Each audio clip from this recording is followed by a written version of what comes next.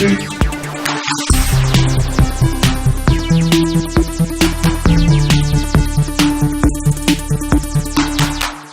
up, everyone? It's Monday night, which means that it's GameFace, at least for the last couple weeks. Yeah, for now. Yeah, that's probably going to change, actually, in the very near future. We're trying to get back to Friday. I looked at the stats for our first Monday last week, and I think we had like half the total viewers on our stream than we do on a Friday. Well, we couldn't do it this past Friday because nothing happened. Well, here we are on Monday. And still nothing. Still nothing has happened. The game industry sort of took Easter off. Yeah, apparently. This is GameFace episode 123, the easiest episode to remember probably Just ever. like Sesame Street. Yeah. GameFace at sifted.net, Sifted Games. If you're on the stream and you don't normally check us out, that's where you can find us when we're not here on Twitch. A couple housekeeping things. Let's see. It's a new month, so you can subscribe to us through Twitch Prime. I already saw a couple of you guys did in the chat. Thank you very much. I saw Tomb Raiders did. Thank you, brother. We actually did end up getting to the level we did the month prior. We did a late month push, and we got back to where we were, which is great. So thank you very much for doing that. We really appreciate it. It makes a big difference for us. Pactor Factor 100 is out there right now. Pretty happy with how that turned out ultimately. It was a lot of work. From beginning to end, it was a lot of pre-production, coordinating with all the people from the industry and everything. Pactor kind of ruined a lot of the surprises, though, on Twitter before we went to shoot it. He's like, oh, this is what we're going to do. And I was like, no, Pac, no, it's supposed to be a surprise. And it was too late. Yeah. He's an analyst, not a showman. Yeah, exactly. not a digital marketer either. But ultimately, after all the work, I'm really happy with how it turned out. That will be going live to everybody else on Thursday on YouTube. So if you're watching our stream, you don't subscribe, you're not a patron, you'll be getting that show for free on Thursday. What else? Or you could subscribe for $2 and see it now. Or you could, yeah. It is just $2. $2 for a boat's a pretty good deal. Yeah. Speaking of which, what I've discovered is the first day of the month is a really dreadful time for me at this point because that's when the Patreon turns over. And we scratched and clawed and fought last month. We had finally gotten our Patreon up to like $47.50 or something like that. And then today comes and everything we did last month is just gone. It is so disheartening. I'm just gonna. That happens on Patreon. They no, it happens to everybody. Like what I've discovered about Patreon is whatever you get when you start, that's as high as it's ever going to get. And after talking to tons of other people on Patreon, it's the same thing for them. After I talked to Colin about his Patreon, first day biggest, it's just gone down ever since. You can look at Easy Allies Patreon. You can see that theirs just has continued to go down. I had the hopes of, okay, well, we almost hit $6,000. That's the start, and it's only up from here, and it's just only been down from there. Well, in general, it's gonna unless you somehow suddenly become the new hotness through some viral phenomenon. I don't even know how you do that. I really apparently your name has to be Ninja, and you play PUBG. I guess. That's something I've noticed. As other people I know kind of pull back from the live stream produced idea. Like the work you put in, and I've had this conversation with in other jobs over the last year or two, where it's like, the old men that hold the money don't think that sitting on stream playing games and talking to people is work, but it's the only work that matters in that arena. Oh, absolutely. Like that's the only way to build the audience. Is the only way to build a rapport. It's the only way to build a reputation. It's the only way to build your personality. And the reason, it's not a coincidence that most of the big streamers are people who just do it and become big. They're not you don't have big companies or big outlets sort of manufacturing these stars because they can't, because the people that hold the purse strings don't get it. Yeah. And that is an obstacle to and I think the younger kids do get it, and they know that you sit there on stream all day, you're making some kind of progress. As long as you're playing something people want to watch. Yeah, I don't know what this. It's another world. It's not what we used to do. We used to be a more, when we worked in, video production and media, it was more of a curation situation where but that's gone. That format's gone. You don't need someone to tell you 2 weeks later, what the cool thing that happened on the internet was. That was kind of G4's role almost, was hey, in case you missed it, here's because you probably did. Here's the keyboard cat again, you know? And it's no one needs that, No one misses it anymore, social media, and there's so many social media platforms now. And the other thing too is there's so much redundancy on all those platforms. It's you'll just see the same thing on Facebook that you see on Twitter, that you see on Snapchat, that you see on Instagram. And there was also back then, there was kind of a novelty of like, hey, these people on this weird cable channel are putting internet memes on TV. They're putting things that aren't on, that television doesn't acknowledge yet. Now it's like you can tune in and see, that boy thing on like the local news. I mean, nobody cares. I started to notice that a couple of years ago, where it's like, it's not a unique thing anymore. What is it about Ninja? Because I've honestly never even watched him. I have no idea. Have you watched him? No. Like, I mean, he's got dyed hair. I mean, is he really good at the game? I don't know. I've seen people talk about it, and no one seems to really have a real answer. Or if they do, the people I'm reading are too old to understand it. I don't know. Because it is funny. Because he's been a streamer for a very long time. He did Halo. He did Halo for a long time and never really got anywhere. But now his PUBG blew up, and who can say? Because one thing I will say is that every time I start to get bummed out or depressed over everything, I'll see somebody like him, and I'm like, wow. So I'm not saying that I'm not that guy. I'm not the over gregarious, like crazy stream guy. That's just not me. It's not my personality. But you do see how some people can break through. And so it gives you that hope. You're like, oh, this guy's been doing it for a long time, and he just suddenly broke through. It gives you this idea that it's possible, but... Well, it's like I did a show with where one of the hosts was a big, fairly large streamer, a few million followers and stuff, and I asked him a little bit about it, and basically he said, like, I'm their friend. That's my job, is I'm their friend. Like, it's like we have this relationship back and forth. But that's not all of it, though. It's not all of it, but it's a big part of it. And like and part of it is also just sort of always being on, where like he and his friends who are also streamers, and like they're on his stream, and they kind of they form like kind of an unofficial network, I guess, and they got a house together. Because they had the money to do that. They got to rent this house. And that's all they did all day, is they made videos, and they did weird stuff around the house, and they bought stuff to do new stunts, and they did, live streams of playing games and stuff, but they also, like, their lives were they sort of lived in an aquarium. It's like almost. IRL in a lot of ways. Yeah. And that was basically what he did, and sort of how it all worked. And that was how he described it, was like, it's like you're friends with everybody, but it's more like every day you call each other to tell each other what's going on. But in my case, I just turn the camera on and they just see what's going on, and I try to make it entertaining for them.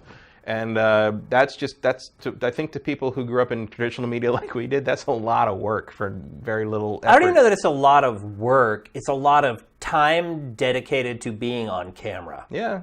Where you have to be on the whole time. Where you can't just... Because, I mean, let's be honest. These people, that's not... The people you see on these streams, that's not really who these people are. But at a certain point... They become that person, who can tell? Right? Like, when do you get to be yourself at that point? Right.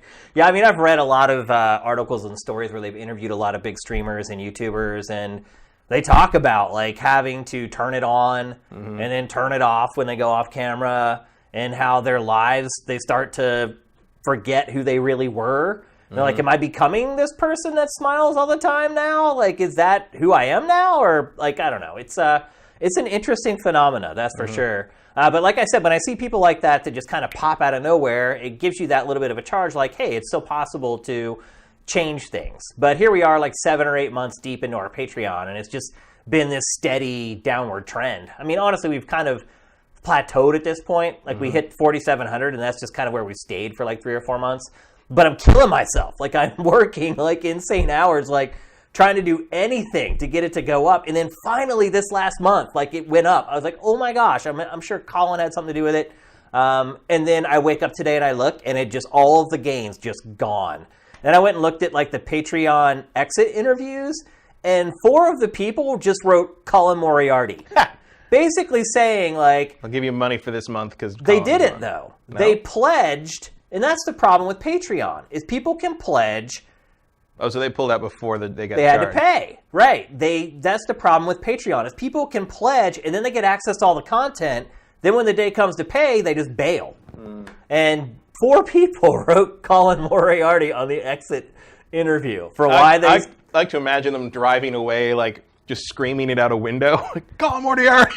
Yeah, and then you get the people who try to rationalize why they're leaving. Like, one person wrote, love you, Shane, would do anything for you to succeed, but I don't like Pactor's stance on loot boxes, so I'm out. Seriously. Okay. Or they'll pluck one thing that we said from one episode of GameFace, like, oh, you said this about Nintendo, I'm out. Like, it's just, it's crazy how people are. And I mean, it's their money. They can do whatever they want with it. I'm not going to begrudge someone for spending their money how they want to. But the reason... Well, they got to save up the money to buy all those Nintendo ports for full price. I don't even know if people believe... lost another one. I mean, I don't even know if people really believe this stuff or if they're just trying to offer an excuse because they feel bad. I don't know. I don't know what the psychology is behind it. But it's been a very interesting ride over the last 7 months or so, just dealing with Patreon. And then Patreon itself isn't very much of a help. They only want to work with people who are already making tons of money. Like initially when we signed up on Patreon, there was all these plans for us to do these big features with them. And I kept following up, and every time I started getting flimsier and flimsier excuses why they didn't want to do it or couldn't do it, and now it's just a dead issue. Like, I don't know. It's been crazy. I'll say one thing. I am very well versed on just about every form of monetization that exists at this point. And you want to know what has honestly been the best way to monetize? It's time to go into Bitcoin. That's next, I guess. Time for cryptocurrency. Now that its value has hit rock bottom or whatever. Colin can help you, I think. Yeah. But honestly, I think what has been the most effective way to monetize is Twitch Prime. It's... Because it's easy and you don't think about it. Yeah, I mean, but I do think about it. Like, we promote it. Not you, right. The people that do it. It's free. Yeah. That's why. People don't have to pay anything. And if we just had half of our subscribers on YouTube hook us up with Twitch Prime, we'd be golden. Golden. I'm amazed that like people keep track of their Patreon stuff so closely. Oh. Like I have a subscription to a Twitch channel through PayPal that I've had for years and years and years. And it's just kept renewing and renewing. It's like $2 a month to I think to level up live. And every time it charges, I think, oh, I should cancel that. I barely watch that ever. And then I just don't do it. Like I've had that for like 8 years. You have lots of disposable income, though. I do, but it's just like one of those things where I'm like, oh, I should do that. And like, some people use how they spend money to send messages. They want to punish people by taking their money away. They want to reward people by giving them their money. It's like I said, those X interviews, like, oh, you said this about this, and I don't like it, and so later. And they make sure that they go in there and type their little sentence when they leave to let you know why they've taken their money away. If I was doing that, I'd just try to confuse you. Yeah. I just like type the most ridiculous. Well, I'm already confused, so that's not going to do you any good. But, so you think rutabagas aren't viable, huh? Like that would be like my exit thing. Just like you don't get my $2 because of that. Yeah. It's been crazy. But anyway, I'm hoping maybe when Factor 100 goes up, some of the people on YouTube will be like, damn, look at what they're doing. And they're on a boat. I never thought they'd be there. Like, I don't know what else I got to do, man. Like, I'm giving it everything I've got. It's like I was one person. You can't do more than I'm doing. And I don't know. I guess at the end of it all... Well, maybe Factor 150 can be shot in that zero-G vomit comet plane. You have one of those? No. He's got 2 boats. He should trade one in. I would have to shoot that. Shooting on the boat was plenty hard enough, let me tell you, and all the gear and everything. It was insane. But no matter what, at the end of the day, I've given it everything I've got. I will have no regrets when it's over, other than the fact if it doesn't succeed, it didn't succeed. But personally, I will never look back and be like, oh, I should have done this, I should have done that. I've tried it all. It's crazy to look back and sifted like where it started and how many times we've changed like the monetization model, and it's just bonkers. It's a very difficult survival game you're playing. It really is. And it's just nonstop. Got to think about it 24 hours a day, 7 days a week. It's crazy. But here we are doing GameFace episode 123. Thanks to people like you who are supporting us financially. And the ironic part is that a lot of people who watch us on Twitch are the people who are supporting us on Patreon. And they just watch the show live and don't even get anything out of the archive. So... it's a tough nut to crack, I guess, is the best way to put it. But we're just doing the best we can here. So, episode 123, slowest week of games of the entire year. Yeah. Easily. But in releases and news. In everything. Yeah. Just everything. This week has been so terrible. Like, I wanted to do a show on Friday to get back on the Friday schedule. No chance that was happening. And I was like, well, maybe something will happen today and Monday. Nope. But we still did put together an episode. Such as it is. Yeah. And we're actually going to kick things off by talking about a game that we talked about last week that I think we finished by saying we probably won't come back to this game because we thought the multiplayer wasn't going to be something worth talking about. But we're going to talk about it again, Far Cry 5, because both you and I have continued to play it. Last week I was at hour like 12 to 15-ish. whenever we started talking about it. You have finished the game. Mm-hmm. I am in the final territory with about a little less than half a meter to go to take on that third boss before I take on the main bad guy. But I don't even know how many hours I've spent playing it. 30, 40. Yeah, there's no way to really keep track. I didn't see a timer in there. I didn't look. But I leave games paused for like hours. Like I'll hit pause and I'll walk away and go work for a few hours and come back. So I wouldn't have that timer wouldn't even be accurate for me. But I have played a ton of it at this point. Yeah, I did. I 100%ed it. Not the arcade stuff because I just can't be bothered. But I did everything except one mission which vanished.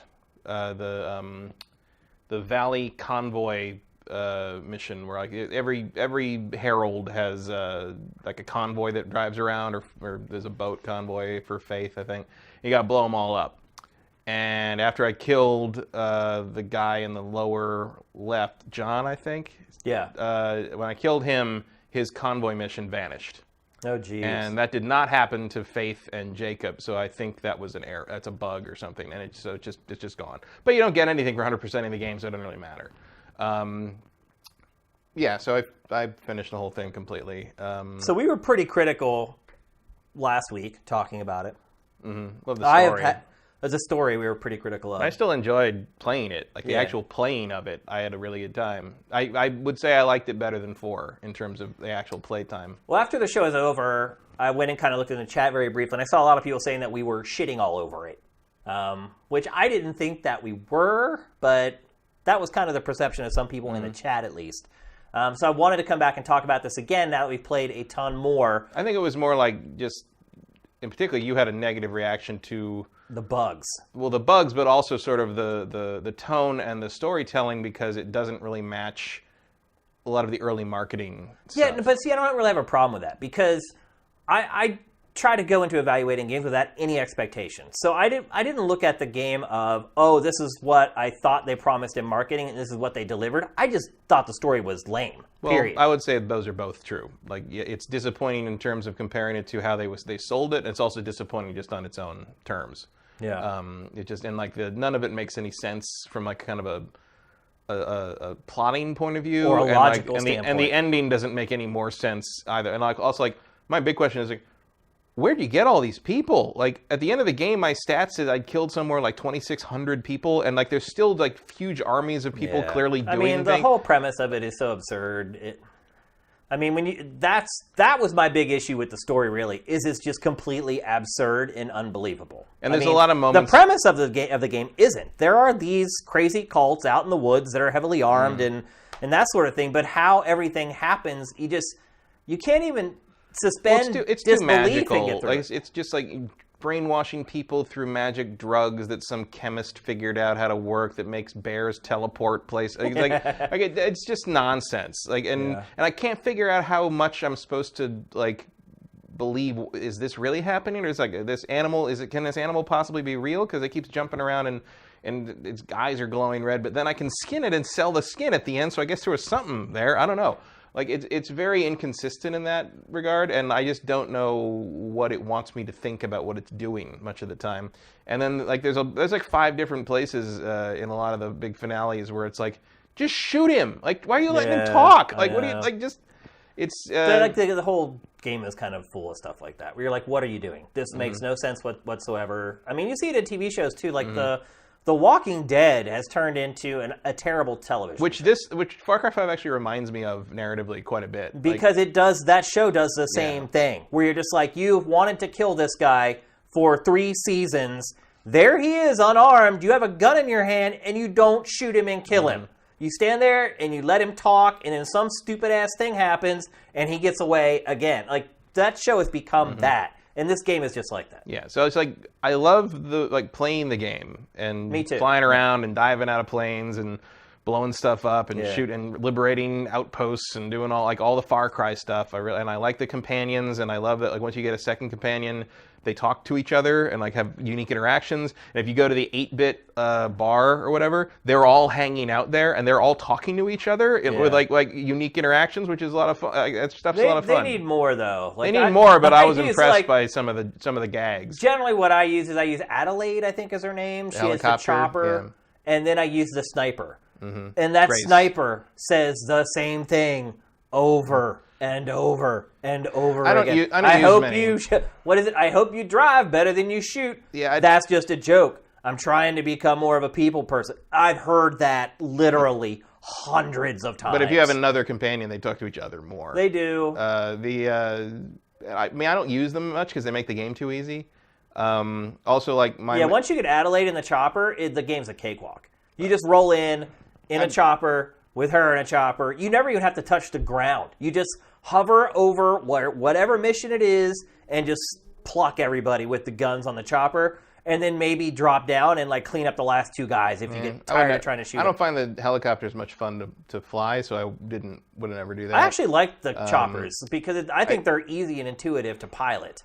It's hard to aim with their guns. Yeah, too much like juggling with the different sticks and things. I was more of a plane strafer.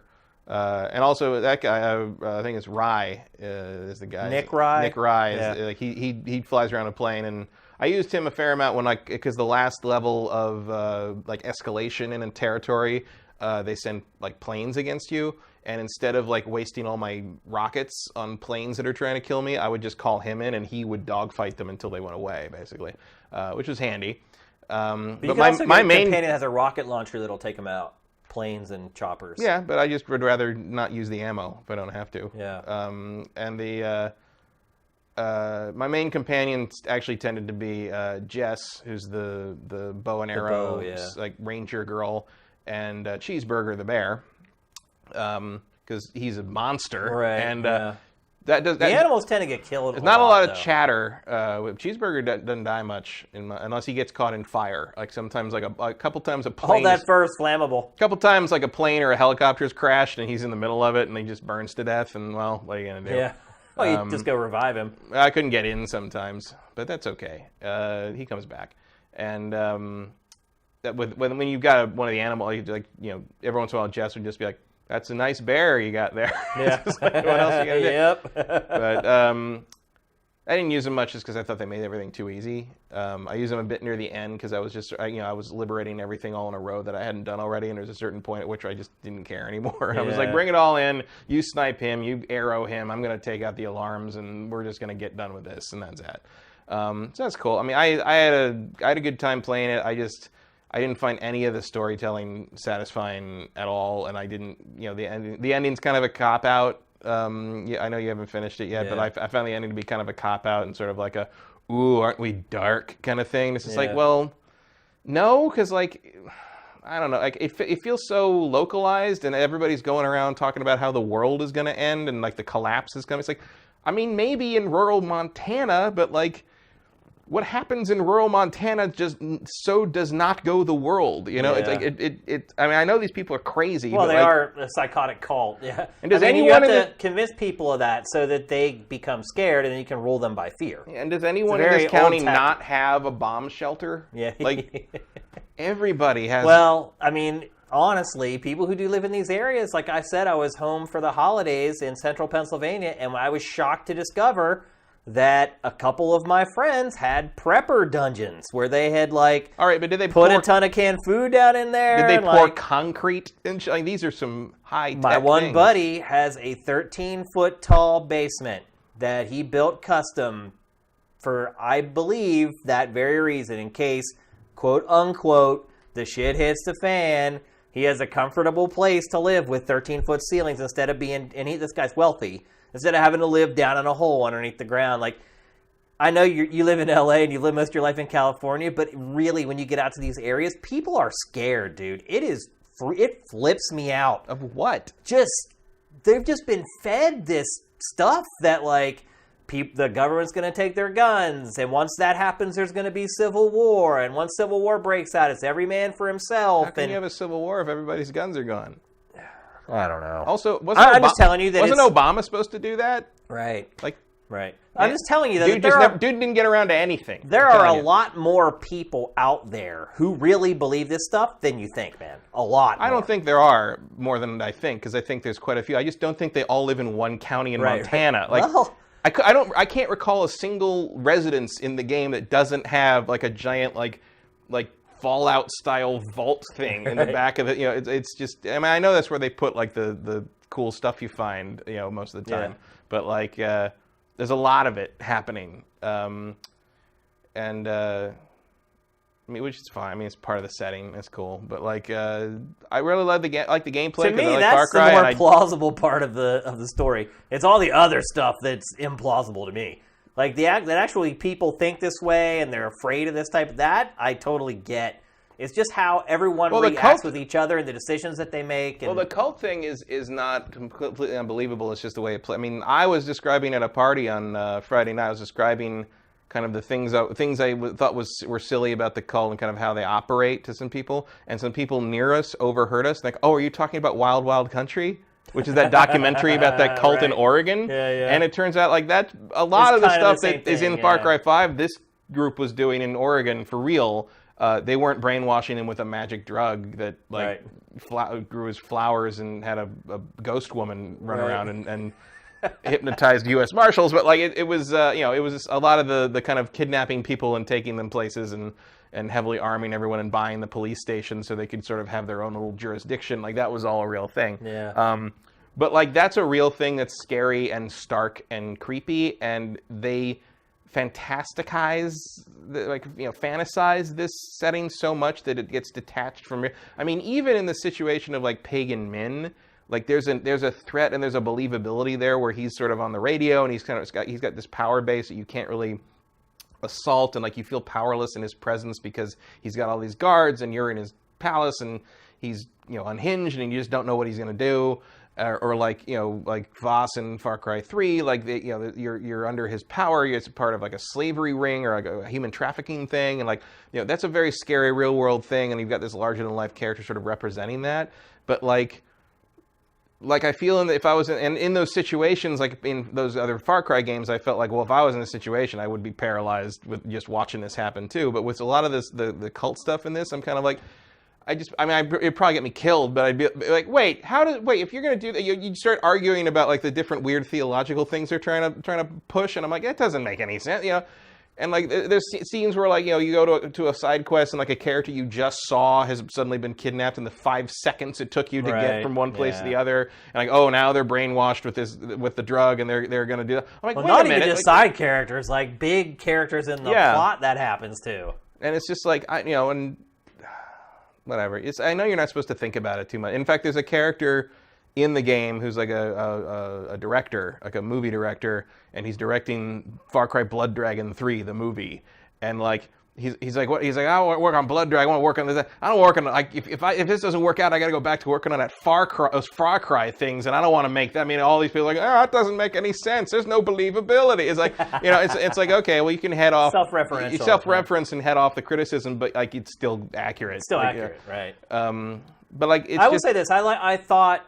And I haven't finished the third one yet, but I thought Faith's prose arc was the best. Faith was the best, I think, because like as the boss battle unfolds, she kind of drops the facade a bit, and you kind of see the person she was before she was programmed by the cult. Yeah, we don't want to spoil like too much. Let's be clear. And like that, she's the only one that does that. Yeah. The other two brothers till the end, they're like. They clearly think what they think to the end of things, and that was it. Although I didn't realize that, now I can't remember his name, but the Jacob, the murderous ex-military guy, he's actually voiced by the guy who played Lucifer on Supernatural. Oh, interesting. So that guy has a real pedigree. Yeah, he sure does. And look, I don't want to... I felt bad after last week's episode because it seemed like to some people that we were crapping all over the game and that we didn't like the game at all. I think we just did it again. Maybe. But again, we're talking about the plot. That's... Like, I really like the gameplay, and but there's not a whole lot to say about the gameplay because other than the planes, it's just Far Cry. It is, and like if you like Far Cry, the animal stuff is a little like the sidekick stuff, and the animal stuff is a little more. A little bit, but it's really just adapted from what was already done in Primal. Yeah. I mean, right down to the animations. I mean, the only reason you have a bear and a cougar in this game is because they had those animations from Primal. Right. Which is fine. Like those are the animal ones are my favorite guys, my favorite companions. The gunplay feels great in this game, though.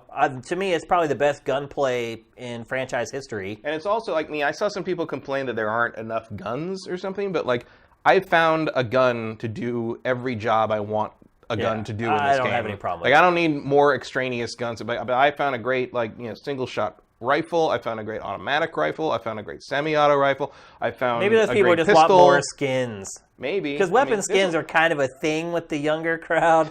I could care less what skin is on my gun, but I know the kids seem to care a lot about it.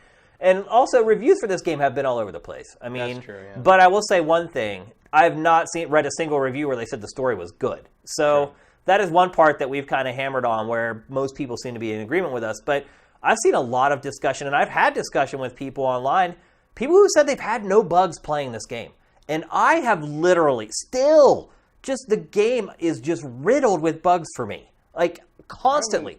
All my vehicles disappear. If I go and initiate a conversation with somebody, my vehicle is gone. Period. See, that's funny because like I've had a couple things where a vehicle I was supposed to attack, like there's like the convoy things I mentioned before, like you have to go find them, you have to kind of stumble on them, and like the little explosion icon will appear above them, and then you're supposed to blow them up. I've had things where I passed them and turned around to get them, they're gone. Yeah, but it's funny because you say that because like I have actually, there have been multiple times in this game where I've thought, wow, that vehicle's still there where I left it, like after I traveled a long way away or had a lot of time. Like oh my gosh, dude, I go 50 feet away. I don't even have to talk to somebody. If I just go 50 or 60 feet away from the vehicle, it's gone. No, if I talk to somebody, guaranteed to be gone. Vehicle locations, like consistency is like a thing for me since GTA 3, and this game I've multiple times I was like, oh wow, it's really good, it's still here. That's so crazy that we can have such different experiences. Well, I'm wondering if that's a regular versus PS4 Pro it could be. difference. But I had a conversation with someone on Facebook last night. Somebody wrote on Facebook that it's like a Game of the Year candidate for them. And I replied, I'm like, I'm having a lot of bugs. It's hard for me to consider a game for Game of the Year when I have like tons of game-breaking bugs. And I mean, you've seen it in this B-roll. I've shown you the bugs I have right on video. So it's not like I'm making this stuff up. It's happened to me over and over again. And then he's like, I haven't had a single bug. None. Not one. I've had bugs, but I don't have anything that's game-breaking. And then he said, what version are you playing? And I'm like, I'm playing PS4. He's like, I've been playing Xbox One. I was like, okay, maybe that's it. And then somebody jumps into convo, and they're like, I'm playing PS4. I've had no bugs. And literally, I just have bugs constantly. I haven't had anything. I mean, I've had, obviously, the quest vanished. That's a bug. Yeah. That has to be a bug. I've had some physics things, but that's just, any open world game is going to have that.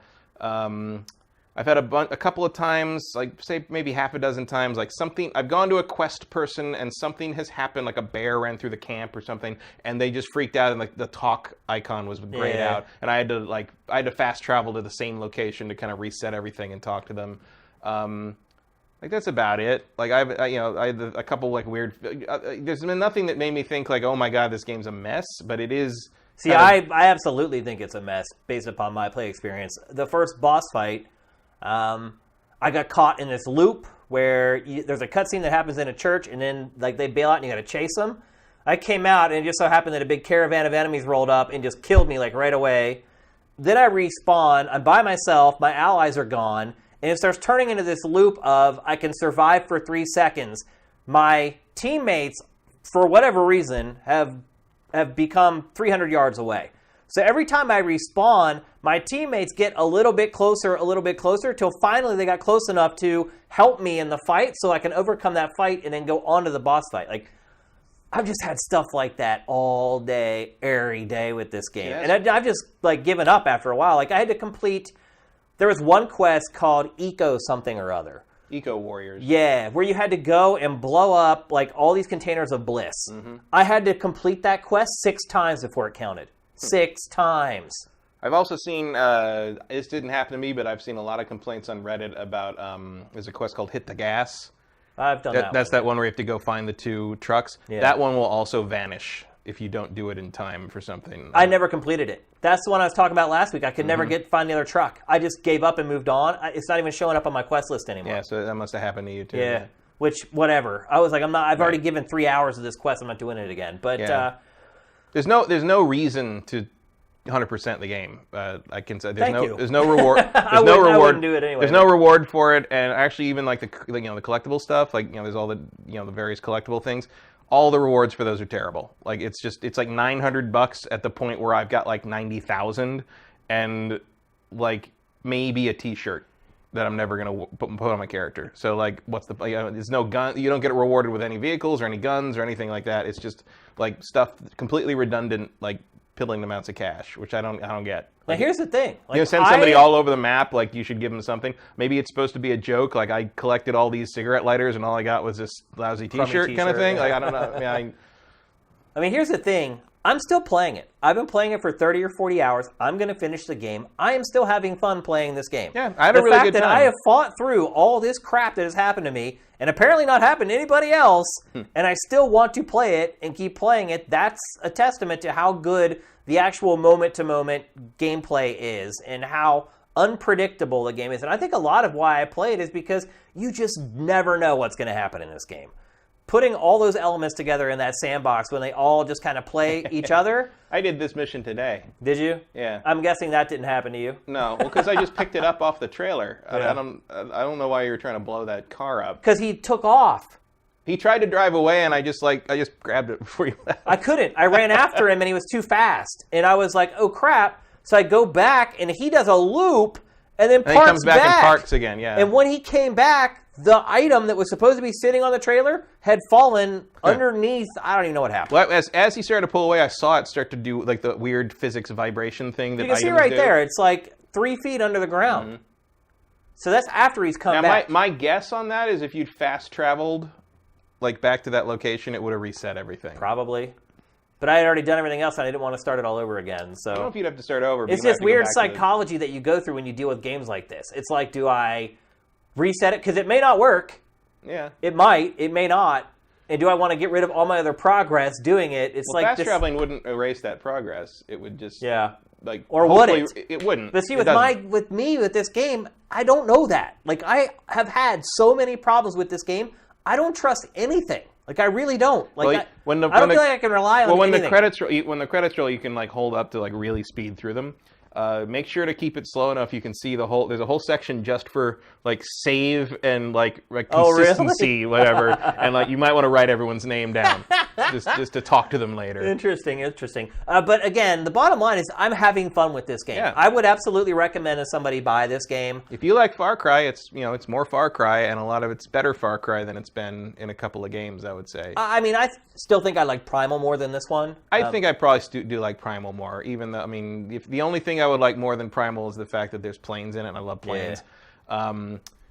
Especially World War II fighter planes, and you get some of those, and that's really cool. But they don't do anything with it. Like there's no real dog fighting. Like there's an achievement actually for shooting down 10 planes, and I haven't gotten it because I haven't had that many fights in a plane. Like there's no missions where it's like there's one mission where you have to go kind of like blow stuff up, and it ends with a dogfight with one plane. But it's like, how do you have that in the game and there's not just like missions where you can just go fight things, like go dogfight stuff or whatever? It feels weird that they didn't take advantage. I mean, I guess that's what Far Cry Arcade is for, which is like, could you beg me to play Far Cry Arcade any harder? It's ridiculous. It's like there are more Far Cry Arcade like play locations in this game than any other thing in the entire map. That's another thing I should add. After our discussion last week, I have been pleasantly surprised by, one, how much people are using Far Cry Arcade, and two, the stuff that they're creating. There's a lot of interesting stuff happening in there. I messed around with that interface for like 20 minutes, and I was like, screw this. Yeah, I'm not making anything, but I'll play stuff people make. But man, like there are people out there who absolutely saw that interface and were like, oh, I'm all in on this. Like, I've been really impressed with the stuff they've created. The other thing, like they've got a guy who stands there and plays the arcade machine, like, and this is like, oh, this is the greatest game I've ever played. Like, they constantly are putting new stuff and updating it. I'm like,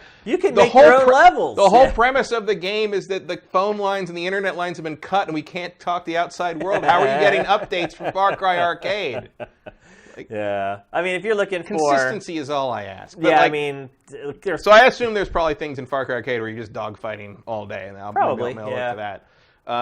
But I will buy the season pass probably and play the zombie Vietnam and Mars expansions that come out. Like I'll take more Far Cry. I know people criticize it for being the same thing over and over again, and like there were some reviews that are like, this is probably as far as Ubisoft can push the formula. It's like, yeah, well, it's the best-selling Far Cry, it looks like, so maybe there's still some life in here, folks, 'cause I still enjoyed it. But here's the thing, it's like, that formula isn't like the Far Cry formula anymore. It's the Ubisoft formula at this point. Yeah, I well, mean, that was all its that was games Jim are just Sterling's, starting to bleed together. Yeah, that was Jim Sterling's whole thing in the new video he put up, where it's just like, oh, all they do is make open world games. It's like, well, that's kind of disingenuous, because this is not the Division, which is not Assassin's Creed Origins, which is not, I get that there's sort of a format that they're using, but like, it sells really well and people like it, and I'm one of the people that likes it. So it's like, to me, it's like criticizing like Keebler for making cookies. No, like, you're right. It's like it's hey, what they do. Why are you making games that sell? Yeah, like it's like it's like God, like Treetop just constantly makes apple juice. Why don't they ever grow lettuce? It's like well, it's not what they're there for. Right. Like, if you don't like that, don't buy the product. But like, why is it like a scourge of the industry that Ubisoft found a niche that sells and they exploit that? Like, that's not shitty corporate behavior. That's business. It's smart. Like, it's called being smart. Yeah. It's like giving the audience what they want, and maybe you're not that audience, but that's fine. Because if there was a rigid rule about never catering to an audience that isn't what the other people like, there would be no Dark Souls games. Yeah. Because that's the same reverse argument. It's like, well, From Software keeps making these Souls games over and over. It's just the same thing over and over again. I don't want that. Well, who cares? Don't buy it. Yeah, there's other people that do. But I will say that Far Cry Arcade ultimately ended up being far better than I thought.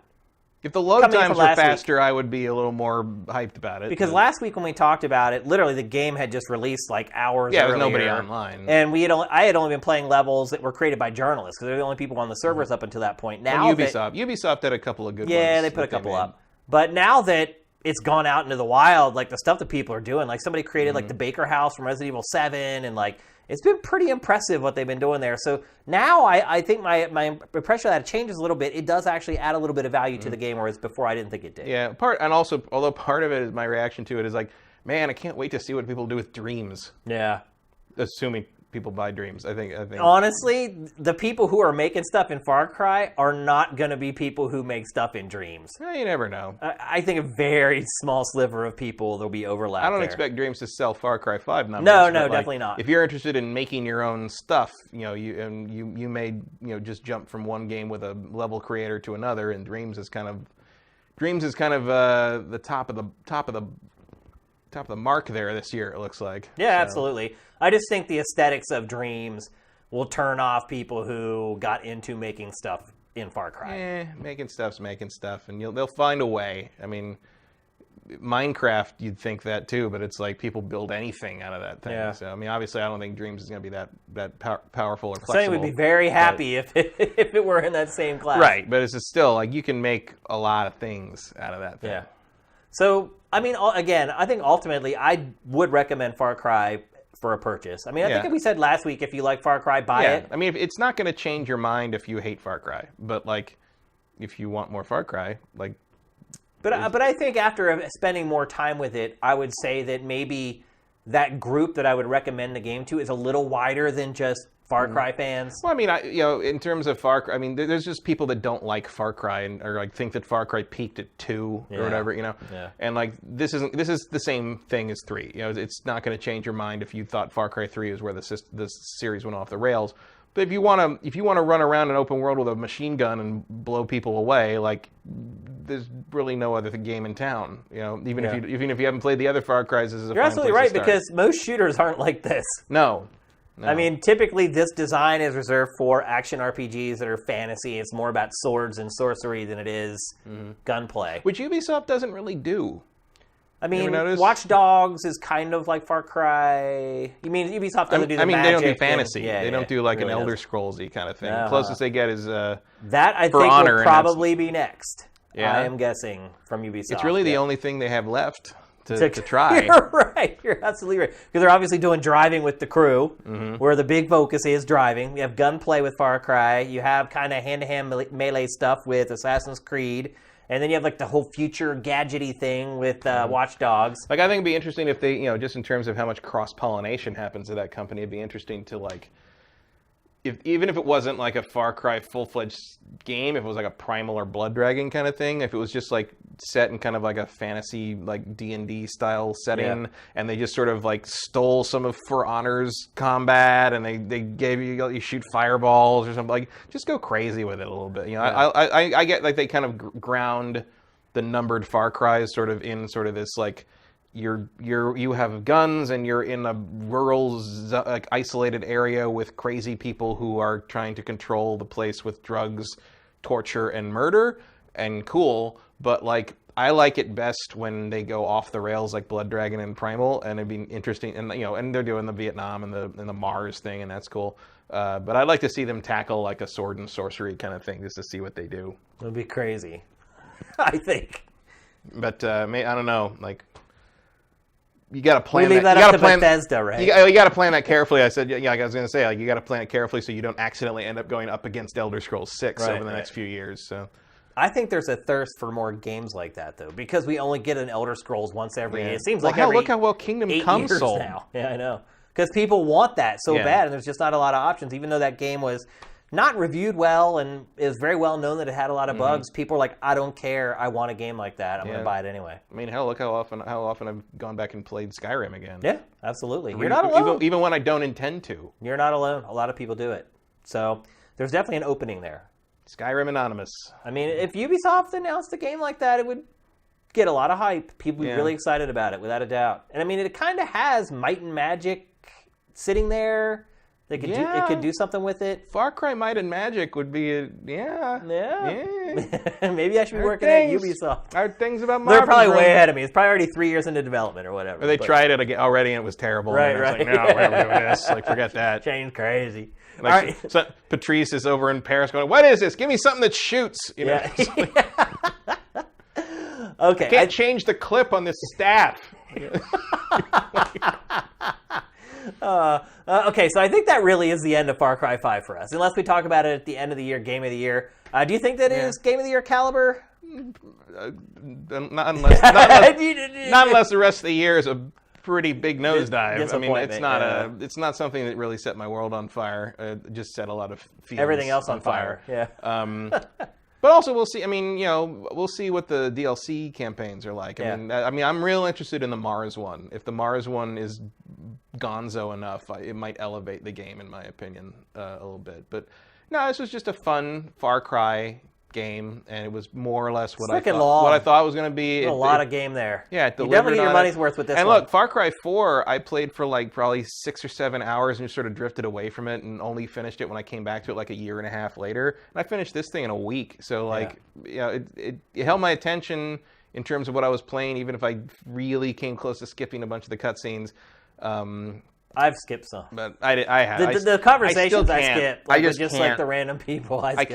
Skipping cutscenes. I just can't. Every time I want to, I think about the poor guy who had to spend days like rigging the cameras or people work so hard on them, and I'm like, I'll watch it once. It's fine. I don't skip the big ones. I skip like the conversational ones that you have with people that you run into. I will say, a lot of the we just go up to a random NPC to get like a weird little side quest. Like, they talk forever. Like, I don't need to hear the speed freak guy go on, and like, it's not interesting. Like, nope. Yeah, I started skipping them after a while, and I skip all of them pretty much. But I don't because they tell you as soon as it's over, they tell you exactly what was said, and it's like I don't skip like directed cutscenes just because I feel like, and it's probably silly, but I just don't.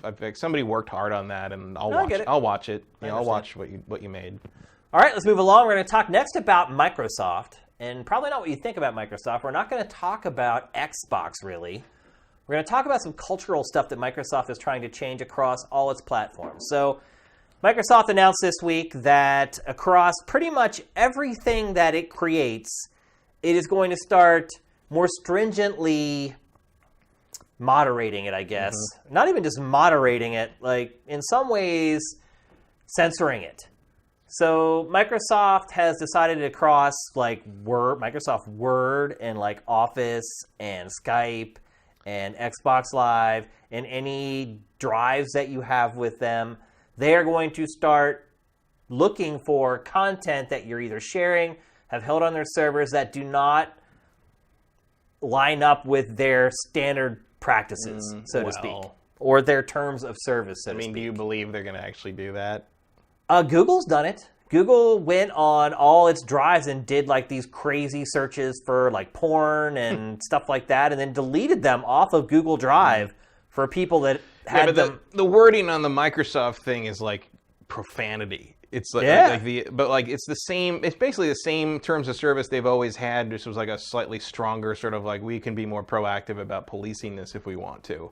I have a hard time believing that if you like get a little frisky with your girlfriend on Skype, they're gonna shut your account down or something. Like it's like that. Like, people are like coming up with scenarios that feel a little weird. Like, I think the best case here is that they finally start nailing some of these kids screaming racial epithets on Xbox Live, which like. You wonder if some of this was motivated by the behavior on the Sea of Thieves beta.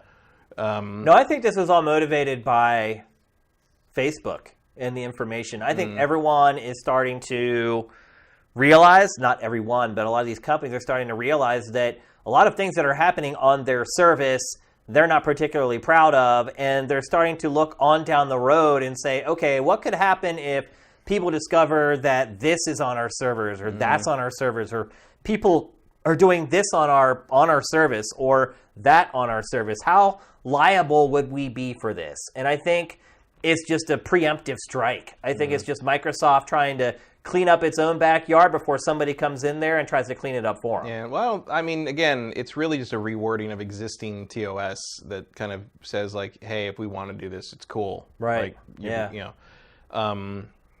so, we might be seeing some kind of crack. I mean, we've seen a similar crackdown, I think, on Twitch right now with the chat. Like, they're starting to hold people in the chat, or the streamers responsible for people in the chat, what they do, or like they'll trace back like they're like a racist like raid in a chat to like some streamer that said go, you have to go do this, and they'll like that streamer can be liable for it. Well, Twitch now holds anyone that they're partners with. It's not even just partners, it's affiliate, I believe. Basically, their highest level of partnership with a streamer, you're now responsible for your actions everywhere. So if you go on Twitter, or you go on Facebook, or Snapchat, or Instagram, and you act like an idiot, Twitch will hold you accountable now on its platform for things that you are doing on other platforms.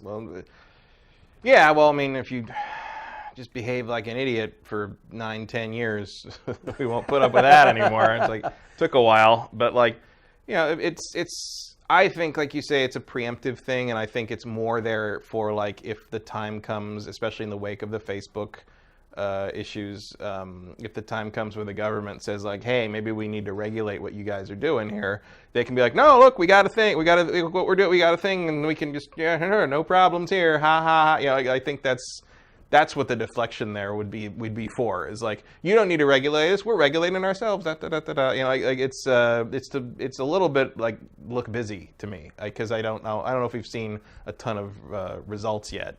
Well, Microsoft did come out on the 28th, I believe it was, like the day after this broke, and said that none of the policies regarding Xbox Live are going to change.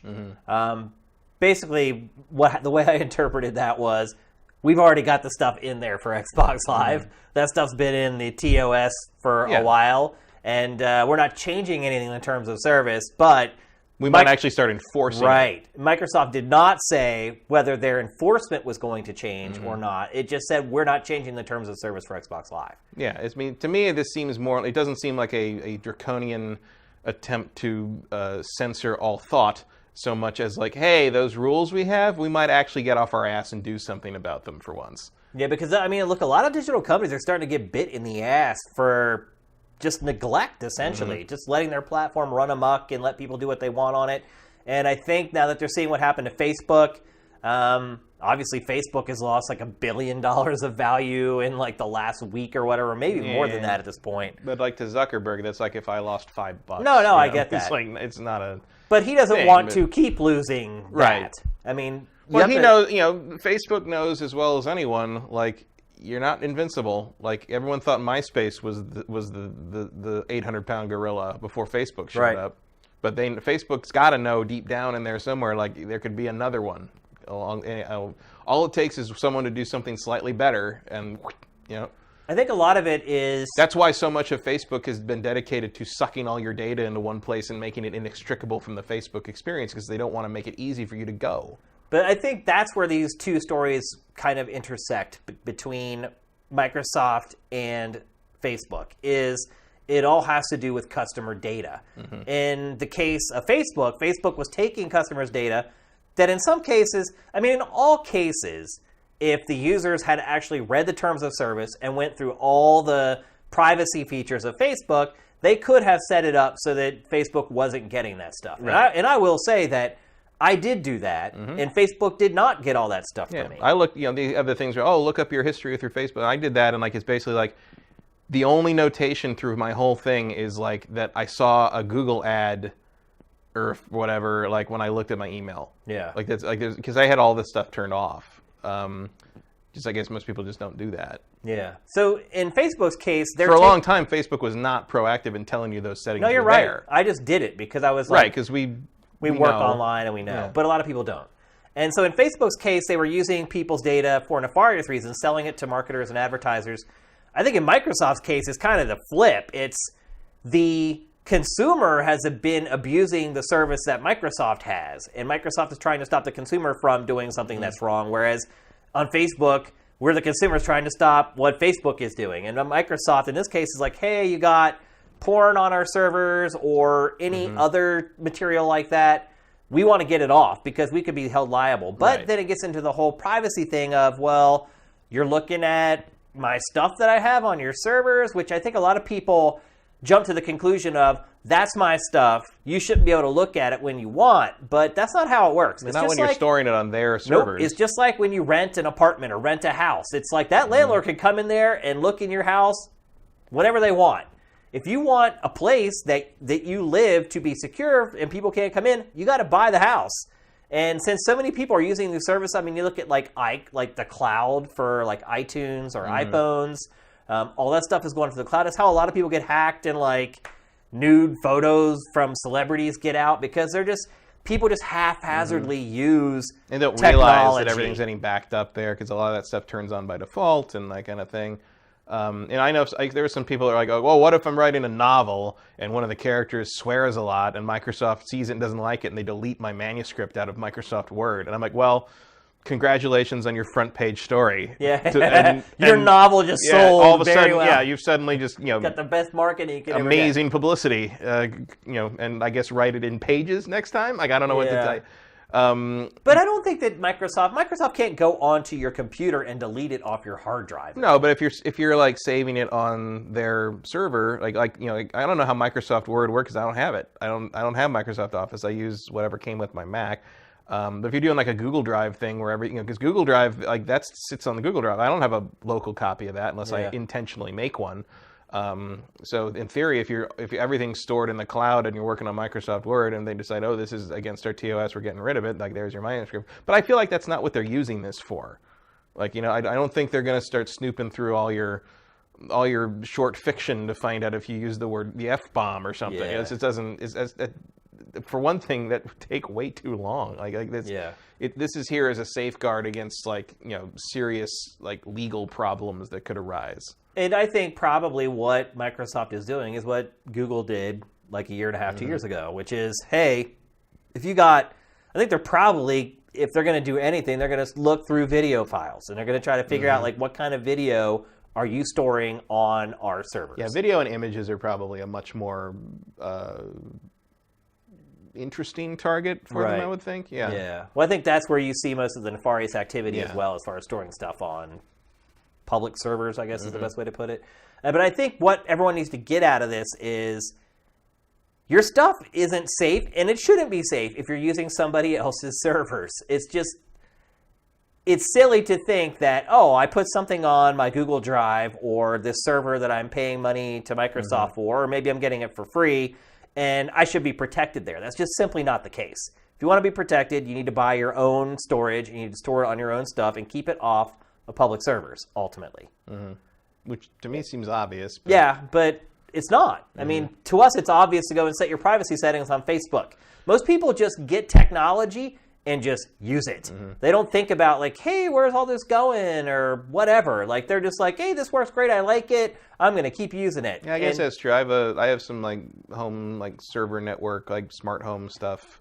in my house, and the guy who set it up for me, like, I was asking him all these security questions and stuff, and he's like, no one's ever asked me that before. Yeah. And I'm like, because most people are like, the only question they ask is, does it work now? Right. And that's it.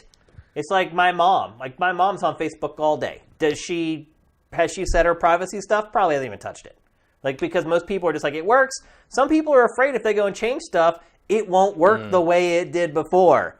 And when you start talking about people who are older, who aren't like us and like dive into technology and try to learn everything about it. And, older than us, impossible. right.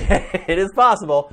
And they don't try to wring every feature out of every piece of technology they come across. They find something that they can use. They know how to use it. And they get very freaked out when it changes and they can't use it the way that they did before. Think about every time Facebook makes some little change about how you upload a photo or like a photo or whatever. People go ballistic. So sometimes it's hard for us. I admit I wasn't happy when Firefox changed the tabs. Right. Yeah. But it is stuff like that all the time. They overlap now. It doesn't look good. Yeah. That a lot of... You still use Firefox. Yeah. I use Chrome. I haven't used anything but Chrome for years. Chrome routinely had a lot of issues on MacBooks Gotcha. GIFs wouldn't like play properly, and it had trouble with it. So I eventually just gave up and stuck with Firefox. Gotcha. It's not ideal, but it's better than Safari. Yeah. So that's not saying much. I mean, I don't think there is a particularly great web browser now, at least on Mac. I use Chrome on my PC.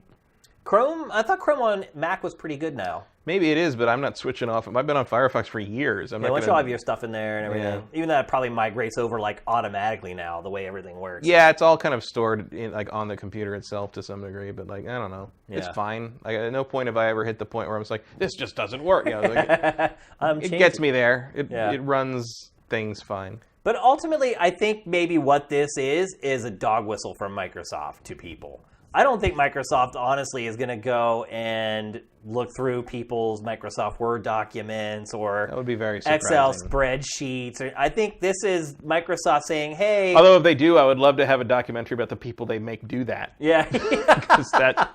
What a horrible life. Talk about worse than a call center. I think what they're trying to do is they're trying to get people who are using Microsoft services for bad things to get their bad stuff off of their servers. I think they're trying to say, hey, bro, like sending up that flag would do some of the job for them, right? Kind of thing. Yeah. And they may not even do anything. I mean, this may just be them just trying to send that out there so that people clean it up as much as possible on their own. I feel like Xbox Live multiplayer will remain comfortably toxic. Yep. For the time. Why would they mess with that? Why would they mess with a good thing, Matt? It's where they make all their money. But I think this might be one of those stories where at first people hear a lot about like, oh, privacy problems and you're searching through my stuff. And I think ultimately it's just a scare tactic. Well, yeah, but it's also like the wording of it. Like, you know, even as someone who tries to stay very, you know, neutral and very pragmatic about it, like you read that thing and you're just like, you instantly get to the slippery slope mentality where you're like, oh, that could mean they could do this. It's like, are they going to do that? Probably not. Yeah. But like, you can't help but think about it. Yeah, absolutely. But I think if you're freaked out about it and maybe use a lot of Microsoft products, take a chill pill. I think you're going to be okay. As long as you're not doing something that you shouldn't be doing in the first place. Yeah. And if you were, you might want to take that stuff somewhere else. Yeah. You want to buy one of those external hard drives, put it there. Yeah. Yeah. So, all right, let's move on. on. Where I install all my Xbox One games. Yeah. Yeah. I mean, external hard drives have become very, very important. Yeah. To life in general. I have like 4 of them or whatever, and like almost all of them are full at this point. I'm constantly moving them places, and media management has become a big thing. I have one that's just for game footage, like for various jobs or whatever, and I've slowly built up this library of capture of everything. It's like very, you know, it's the entire tape library we used to have at G4, but it's on a little rectangle this big. It's amazing. I have good stuff. I have 3 terabytes of gameplay that I use for everything. We used to cut Pactor Factor, any other shows that we do, and I just started when I launched Sifted, and you make sure you build it. Yeah, and you name everything smartly, like when I name a clip, not only is it like the game, it'll have the genre in the name, and it'll have like if it's indie or if it's VR. That way, when you go to search the archives, you're looking for VR footage. You just type in VR, and everything that's a VR game pops up. It's media management, but it's important. Like, honestly, if you don't have that... But I ain't leaving that on the cloud. No, definitely not. You'd have to pay so much money to leave 3 terabytes on the cloud. I remember back at GT, whenever we expanded our SAN to like 10 terabytes, And our post-production supervisor, Bobby Burns, who you know, Yep. he comes into my office and he goes, we just expanded to 10 terabytes. And I was like, oh my God, 10 terabytes. We'll never use that. And then, like, 6 months later, he's like, 10 terabytes is full. Yep. And we need you to go in here. And I'd have to sit there and, like, look at all the footage and, like, delete the stuff. Because we'd record 40 hours for a video review. And it was, like, 720p or whatever. But it's still taking up a lot of space. So I'd have to go in and, like, sort through all the crap and delete all the extra files so we'd have enough room to, like, cut. It's just crazy how things have changed. Well, I mean, I have a hard drive in my computer just for Steam. Yeah. And it's 13 terabytes. That's big. And a few months ago, it said, oh, there's not enough room to install this. I'm like, are you kidding? And yeah, I just install stuff on that, like, without thinking about it. So I'm just, because you're like, it's 13 terabytes. 13 terabytes. Never, but like, eventually, no, I had to go through and pull some stuff off there because it was, and I'm like, 13 terabytes of video games. That's Why do insane. I need that much? That is a lot. Well, yeah, I mean, I remember when I got my my Power Mac Performa in college in 1995 or so, and it had 16 megabytes of RAM. And I was like, how would you ever need more than that? It changes fast. It's crazy. 120 megabyte hard drive, like, wow. That'll hold the whole internet. But it probably would hold, like, every college paper yeah. you ever wrote. Because that's all you're worried about then. Oh, that was Will it hold all my papers? Oh, no, I was worried about Marathon. Oh, really? And Marathon 2, and Dark Forces, and X-Wing, and TIE Fighter. Yeah, I did. The word processing folder was like 3 megs. It was nothing. It still is. Yeah. Text hasn't gotten any bigger, really. Nope. Or smaller, really. No. Which is kind of weird to think about. All right, let's move on. We're going to talk next about some hardware issues that the Switch has been having. So, came out this week. Actually, the discussion started about 2 weeks ago. People who have bought third-party docks for their Switch started reporting bricking problems with their consoles. Well, I've seen complaints about that going back almost to launch. Really? Like, yeah. Like issues with the third-party docks have been pretty, not widespread, because I don't think a lot of people buy third-party docks, but I've seen it. It's a semi-common complaint. But I think what's happened in this particular case is that Nintendo's first-party dock is such bullcrap with how much it costs. It's like, have you seen someone disassemble a Switch dock before? Yeah. It is. Well, I have one. I know it. It's barely a piece nothing. of plastic. It is nothing. All it is just a pass-through and to HDMI. That's all it does. It converts the video from the handheld into an HDMI signal to send to your television. That's all it is. And Nintendo's asking, what is it, like $80, $90? 80 or 90. It's insane. So people are like, you know what, screw you, Nintendo. I'm going to go buy this dock for 15 or 20 bucks from whoever, Mad Catz or whatever companies are making them. So it's an easy decision to make to buy one of these third-party docks, and especially if you have multiple TVs, you don't want to like move your dock every time you move the console. There's just a million reasons why you would buy one of these cheaper docks. If Nintendo's dock were even realistically priced, I mean, it's just completely out of the realm of reason what Nintendo's asking for these. It's forcing people to the third parties. And so a lot of people are buying these docks. Well, what's happening is it's bricking their consoles or wiping out all their saves, basically ruining their Switch or just wiping out dozens of hours of their lives that they've spent playing games. And so over the past week, Nintendo spoke out about it. Nintendo said, well, we don't even check those things. Mm-hmm. Nintendo says that it does not even check the third-party docks to make sure that they work without breaking something before they go onto the market. Is that normal? For unlicensed products, sure. I guess so. Why would they test that something seems that's insane. not licensed? Because what happens when... It's not their problem. Well, it does end up being their problem because they ultimately have to repair them or whatever. Yeah, it's out of warranty and they get charged for it, so what do they care?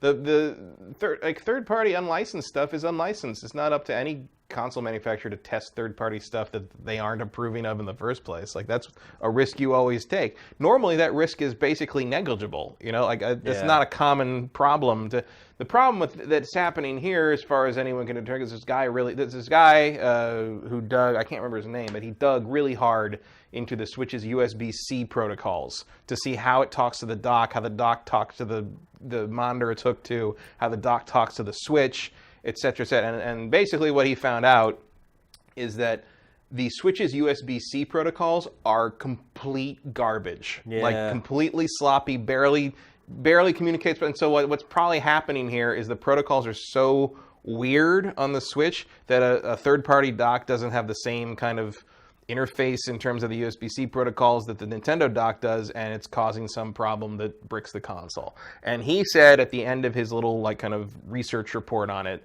that to fix most of this would require a hardware revision, not a firmware upgrade. Now, I don't see any reason Nintendo would ever do that because I don't think they care what the third, because the solution is to buy Nintendo products. Right. So yeah, absolutely, that's good for them. It basically. is. Yeah.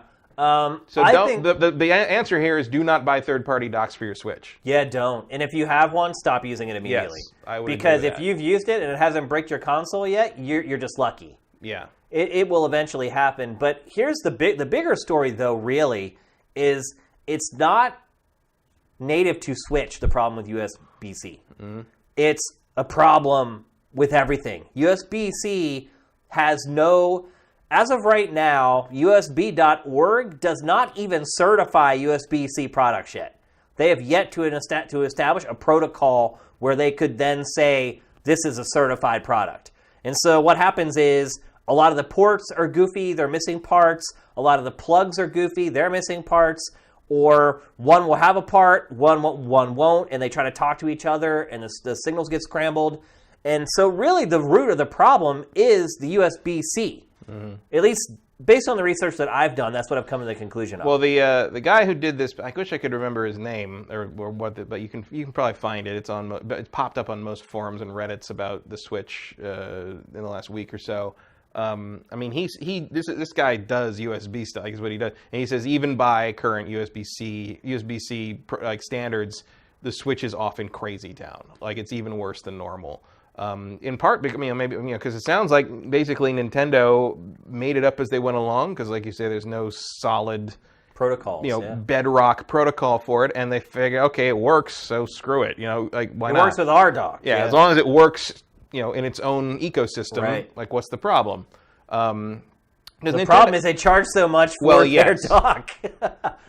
I don't think this is a thing. I don't think they know that. Like, I don't think it was like a thing where it's like, oh well, just the way we've designed it, third parties might brick it, so charge a ton for our dock, we'll make a ton of money. Like, I don't think that's happening. That's just Nintendo. Everything about the Switch is overpriced. Yeah. Even to the point that, like, I don't know if you saw that, like, there's starting to be a thing where people are noticing that current Switches some of them are popping up with inferior screens. No, I'm not surprised by that at all. Because some of the factories they've had to use to produce as many as they need to produce are using a lower quality screen than what the launch stuff shipped with, and you can see you've seen people that have to return them over and over again because you'll get one and on the handheld screen you'll see it's like there's bleed, light bleed, and it's not it doesn't look as good as the original units. Interesting. It doesn't surprise me at all, because that's one of the first things that Nintendo looks to do when it's trying to lower the price of manufacturing a piece of hardware. Mm-hmm. Usually it will message that, though, that, hey, we're starting to use cheaper screens now, and a lot of times that'll coincide with a price drop, but obviously no price drop for Switch, and probably not one in the foreseeable future either. Mm-hmm. So I haven't seen one of these inferior screens in person, because mine's a launch, and I don't really know a lot of other people with Switches, certainly not that have bought them recently. Yeah.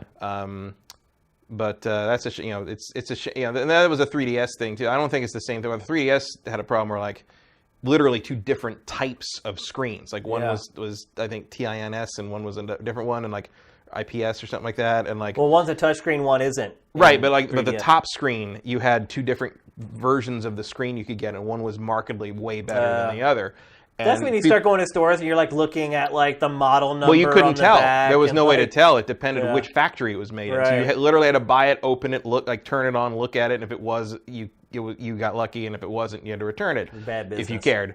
But it's that thing where it's I find that to be incredibly reprehensible, where two customers are paying the same amount of money for the same product, and one could end up with a better version of that product. That happened to me beyond kind of the standard, factory deviance, manufacturing deviance margin. That happened with my PS4. Whenever I tripped over the HDMI cable in here and basically broke it, and they couldn't fix it, when I went to buy my replacement PS4, they had just released that newer version. And I went to Best Buy, and I had to have them pull all of the PS4s out of the thing that they had there, and I had to look on the back of each one for the model number. Right. Because some of them were the old models, some of them were the new models, and most people just go in there, they just buy. They don't look. And like they thought I was crazy at first. They didn't believe me. I'm like, nope, they just released a new model like 3 months ago. I guarantee you probably have some of them in here, and you have some of the old ones. They're like, but basically like, this guy's a pain in the ass. And then as soon as I pulled 2 of them out and showed them that they had 2 different ones, they're like, oh my gosh. They're like, wow, you're right. And I'm like, yeah, I'm right. Like, but I had to do that with the GameCube, and my launch GameCube broke down. Didn't have the... And when I went and bought another one, and I came home, and it didn't have the digital out. And I had to go back to Best Buy, and one of the guy who was working the games, like, we dug through almost every GameCube they had because you had to like pry open the side of the box and look down to see if it was there. And like finally I found one of the same color that had a digital out and got that. And that's still the same one I have today. But like nobody told me about that change either. I remember, and of course I'm like, where is the? There isn't one. Yeah. Like Nintendo does that a lot, though. It revised the Wii and like took out like a bunch of stuff on like the $100 version of the Wii, and so revisions are revisions. It happens, but I mean, this is also in the same kind of thing as like the Red Ring of Death, where it's like certain 360s made in certain. I mean, they all sort of eventually something bad happened to them, but like made in certain factories using certain kinds of solder was the kind of predictor for how fast something was going to fail. And people that got that we all know that we got the launch systems at that stupid Barker hangar, or not Barker hangar, no, it's in Santa Monica, the hangar in Palmdale where they did their big launch thing. Yeah. And so I know people that were standing next to me that got their system at the same time I did, and theirs Red Ring of Death like 6 months later. Mine lasted 3 years. Yeah. So it's mine eventually red ringed. Yeah, it did red ringed when I was about halfway through Ninja Gaiden 2. I remember exactly what I was playing when that happened. Rest in peace, Launch 360. But it's that same kind of thing. Where it's like that's not acceptable. That like you got it off the same truck as everybody else. Same truck, same time, same moment. Yep. Maybe they got one of the ones that fell, if you remember that. Yeah. Where they opened the trucks and they all the first like 2 rows all fell out of the truck, and it's like not that one. Thank you. I'll say this. I do have sympathy for people who have had this happen to them, though, because you've had a lot of Switch hardware issues of your own. I've had Switch hardware issues myself. Finally, I just now have a Switch that works the way it's supposed to. It's very nice to have hardware that works the way it's supposed to. But if I can't blame these people for buying a third-party dock. If I needed one, I probably would have done the same thing. No way in hell I would have paid Nintendo $80 or $90 for. Well, I almost did a couple times because like the dock is terribly designed. It puts too much pressure on the bottom corners of the screen. So I've got some scratches on them that are never coming off. Yep. And it gets really, really, really hot. And my Switch is slightly bent because of that. And it doesn't really matter because I'm never going to use it as a portable. I just use it as a console. But a couple times I thought, well, if I could get an open face third-party dock, it would be less pressure and it would be less heat. I mean, that's retention. A good point. Like the design of the dock is garbage. Crap. Yeah, it's like it's scratched. My screen's scratched. That's how I knew I got my same unit back when they repaired it, because it had the scratches on the screen. Which is like incredibly out of character for Nintendo. Nintendo's hardware is generally, even if it's underpowered, is generally extremely well designed. Yep, and well manufactured. And can take a beating. And I mean, look at all those Game Boy Colors that have been through bombs and like stuff in Iraq and shit that are on display. One of them's on display in the New York Nintendo World Store. It still works. Yeah, it's like this melted piece of like lump of plastic and it still turns that this soldier brought back from Afghanistan or something, and it still plays Tetris. Yeah, yeah. So it is out of character. And I'm not sure where the problem is here. I don't know if it's the third-party docks or if it's Nintendo's port on the bottom of the Switch. It could be anything. But I think it's probably just a perfect storm of horrible problems with the USB-C protocol that, like you say, doesn't have any kind of real standardization yet. And if you're going to kind of make up your own, because again, it's not Nintendo's responsibility really to watchdog what other companies are doing with their third-party peripherals. They made sure that their own dock doesn't brick the thing, and that's basically as far as it goes. I'm wondering if it's maybe Nintendo's responsibility to get those products off the market. Well, I mean, that's their responsibility. That's those companies' responsibility. Like, Nintendo can't control that. Like, you can make unofficial, product for anything. Can you? Yeah. I actually don't know the answer to that. You can? If Nintendo could stop them, they would have back in the day. Yeah. I mean, that's what the whole Game Genie lawsuit I guess you're was right. about. Yeah, you're right. Absolutely. That is a good case to point to. So I do feel bad for anyone who had this happen to them because it could have been me very easily. If I needed a dock, I would have bought a third-party dock. I would have not bought the first-party one. I'm just lucky that I haven't needed one. So I feel for you guys. If you've bought a third-party dock, stop using it. Yeah, it does seem to have the incidence rate seems to have gone up since the last update on the Switch. Right. Yeah, when it was like 5.0. 5.0 seems to have this seems to have gotten more prevalent since then. At least that seems to be what I'm gathering. That combined with the guy who did that report on the USB-C protocols for the Switch and kind of ferreted out maybe what's happening between the third-party docks and the system. I mean, I don't know. Like, he didn't seem to think much of it could be fixed through firmware. He seemed to think it was a hardware revision problem. These third-party peripheral companies have a tough road to toe coming up. Yeah, well, they're going to have to be real careful with testing stuff and really. Well, they're probably going to end up getting, like, if they don't come clean and make good, they're going to end up with a class action lawsuit against them. And some of these third-party peripheral companies are holding on by a thread as it is. I mean, obviously, Mad Catz filed for bankruptcy and doesn't even exist anymore. Yeah, well, Mad Catz is a cautionary tale of don't put plastic instruments out. Yeah, certainly don't bet your company on people buying another a fourth round of plastic guitars. Yeah, absolutely. But still, these companies aren't huge. They aren't like Microsoft and Sony and Nintendo. Something like this could put them out of business. And I'm sure right now some of them are like, man, what are we going to do if this... They're going to have to take care of it. Assuming a lot of those people even realize that that's what happened. Right. But let's be honest, like, if you're in this position, the only way that a third-party peripheral maker could make it good is if they give you a new Switch. Which they're not going to Which they're not gonna. Well, and also, even you don't want a new Switch. You want your Switch because it has all your saves. You can't transfer anywhere. I guess you can now, I think. Did they change that? You can't still. No? No, if you, like, for instance, like, people still... I thought there was a way to put them on a cloud or something. No, not yet. They said they're working on it. But, like, for instance, if you send in your Switch to get repaired and they can't get your saves, you get it back, they're gone. I think one guy from IGN just had that happen. Mm-hmm. Brian Altano, I think is his name. Yeah, I think I read something about that. Yeah, I saw something on Twitter where he's like, I sent my Switch in and they sent it back and everything's just gone. I was lucky. Like, I got my same Switch back and it had all my stuff on it still. That's a lot of Zelda down the drain. It is. Or just whatever. I mean, I've spent dozens of hours playing Mario and just tons of other stuff too. So I guess that's it. The final word of caution is if you're using a third-party Switch dock, get rid of it, throw it out, break it so somebody else can't find it and start using it. Because then it's on you if their console gets bricked. So, yeah, and I guess maybe if you already got bricked, the only thing you can do is just contact the manufacturer of the peripheral, though I don't think... You'll never be able to prove it. Yeah, I guess not. Send it to Nintendo, get it repaired, don't use that dock anymore. I guess the only solution. But then you wonder, too, I mean, you're going to have to pay to get it repaired, because Nintendo's going to be like, oh, you use this with third-party whatever, and, yeah. Buyer beware, I guess.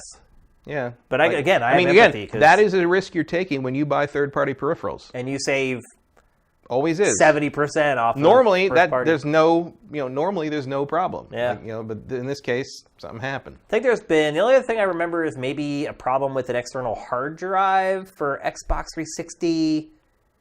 I think if I remember correctly. There was like a couple of those weird gadgets that were supposed to like cool the thing off to prevent the rest. Like some of those were not the most well-tested items in the world.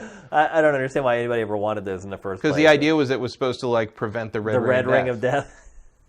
It's funny how it like hysteria feeds into capitalism, fear, and it's just bizarre. All right, let's move on. We're going to talk. We just talked about that with the Far Cry 5 bomb shelter stuff. So yeah, absolutely. It's a good point. We're going to move on. We're going to talk next about Steam machines. Today, speaking of bombs, this actually is one story that popped up today that we were able to add to the show. Today, Valve removed Steam machines from its official marketplace. What happened, Matt? No one wants that. Wants what? Like PCs that are pretending to be consoles. Especially, like, Valve didn't make them themselves. I think that was part of the problem, was, like, they were not affordable. They were all kind of farmed out through third parties. Everybody had their own idea of what these things' specs should be. The Alienware box was kind of adorable and cool, but, like for the price, it felt like you were sort of getting something that was, like, didn't like, really give you the best of both worlds. It was just sort of like a midpoint between them. And it's like, I think PC owners want the power and the flexibility of a PC, and the console owners want the ease and the sort of compatibility of a console. And like, these didn't really do either, tremendously well, and for a price that just wasn't worth the asking. Isn't the real problem SteamOS, though? No. It isn't? I don't think most people even are aware of that idea. Like, SteamOS doesn't prevent you from buying one of these things, I don't think. It's just like, what are you going to use it for? I think that's what prevented it, at least it was a factor in what kept them from being a success. Because they aren't really just a mini PC. Right, well, they're a console. Right. But they're trying to be a console, but they're also a PC, but like But don't you think that's the problem, though? If they were just mini PCs, people would be more open to them? But SteamOS has had so many problems. Probably not, because like you can still make your own PC of a similar size and power level for less than they were charging for these things. Is that true? Yeah. These things were very overpriced. Like it would have been better, I think. I mean, maybe not better for Valve, because like I think one of the advantages here is that Valve didn't make these things, so they don't have a warehouse full of these things sitting around that they don't know what to do with, because they farmed it out to other companies. But like if Valve had just sort of kind of made it themselves and had a kind of a singular a protocol to follow, it might have it might have been a little more unified and a little more easier to get your head around. But this whole venture was just kind of scattered, and I remember people saying it's like, oh, it's the end of Windows. Like, this is going to kill Windows as a gaming platform. This is the end of Microsoft's domination of PCs. And of course, I mean, if you thought that, you were not playing with a full deck or something, because it reminded me of when people said that PlayStation Vita TV. You remember the Vita TV thing came out? Like, oh, this is the end of it. Like they just saved the Vita and they changed how games are going to be played. It's like, no, they sold like 1,700 of those things. But wasn't the Vita TV kind of Switch before Switch?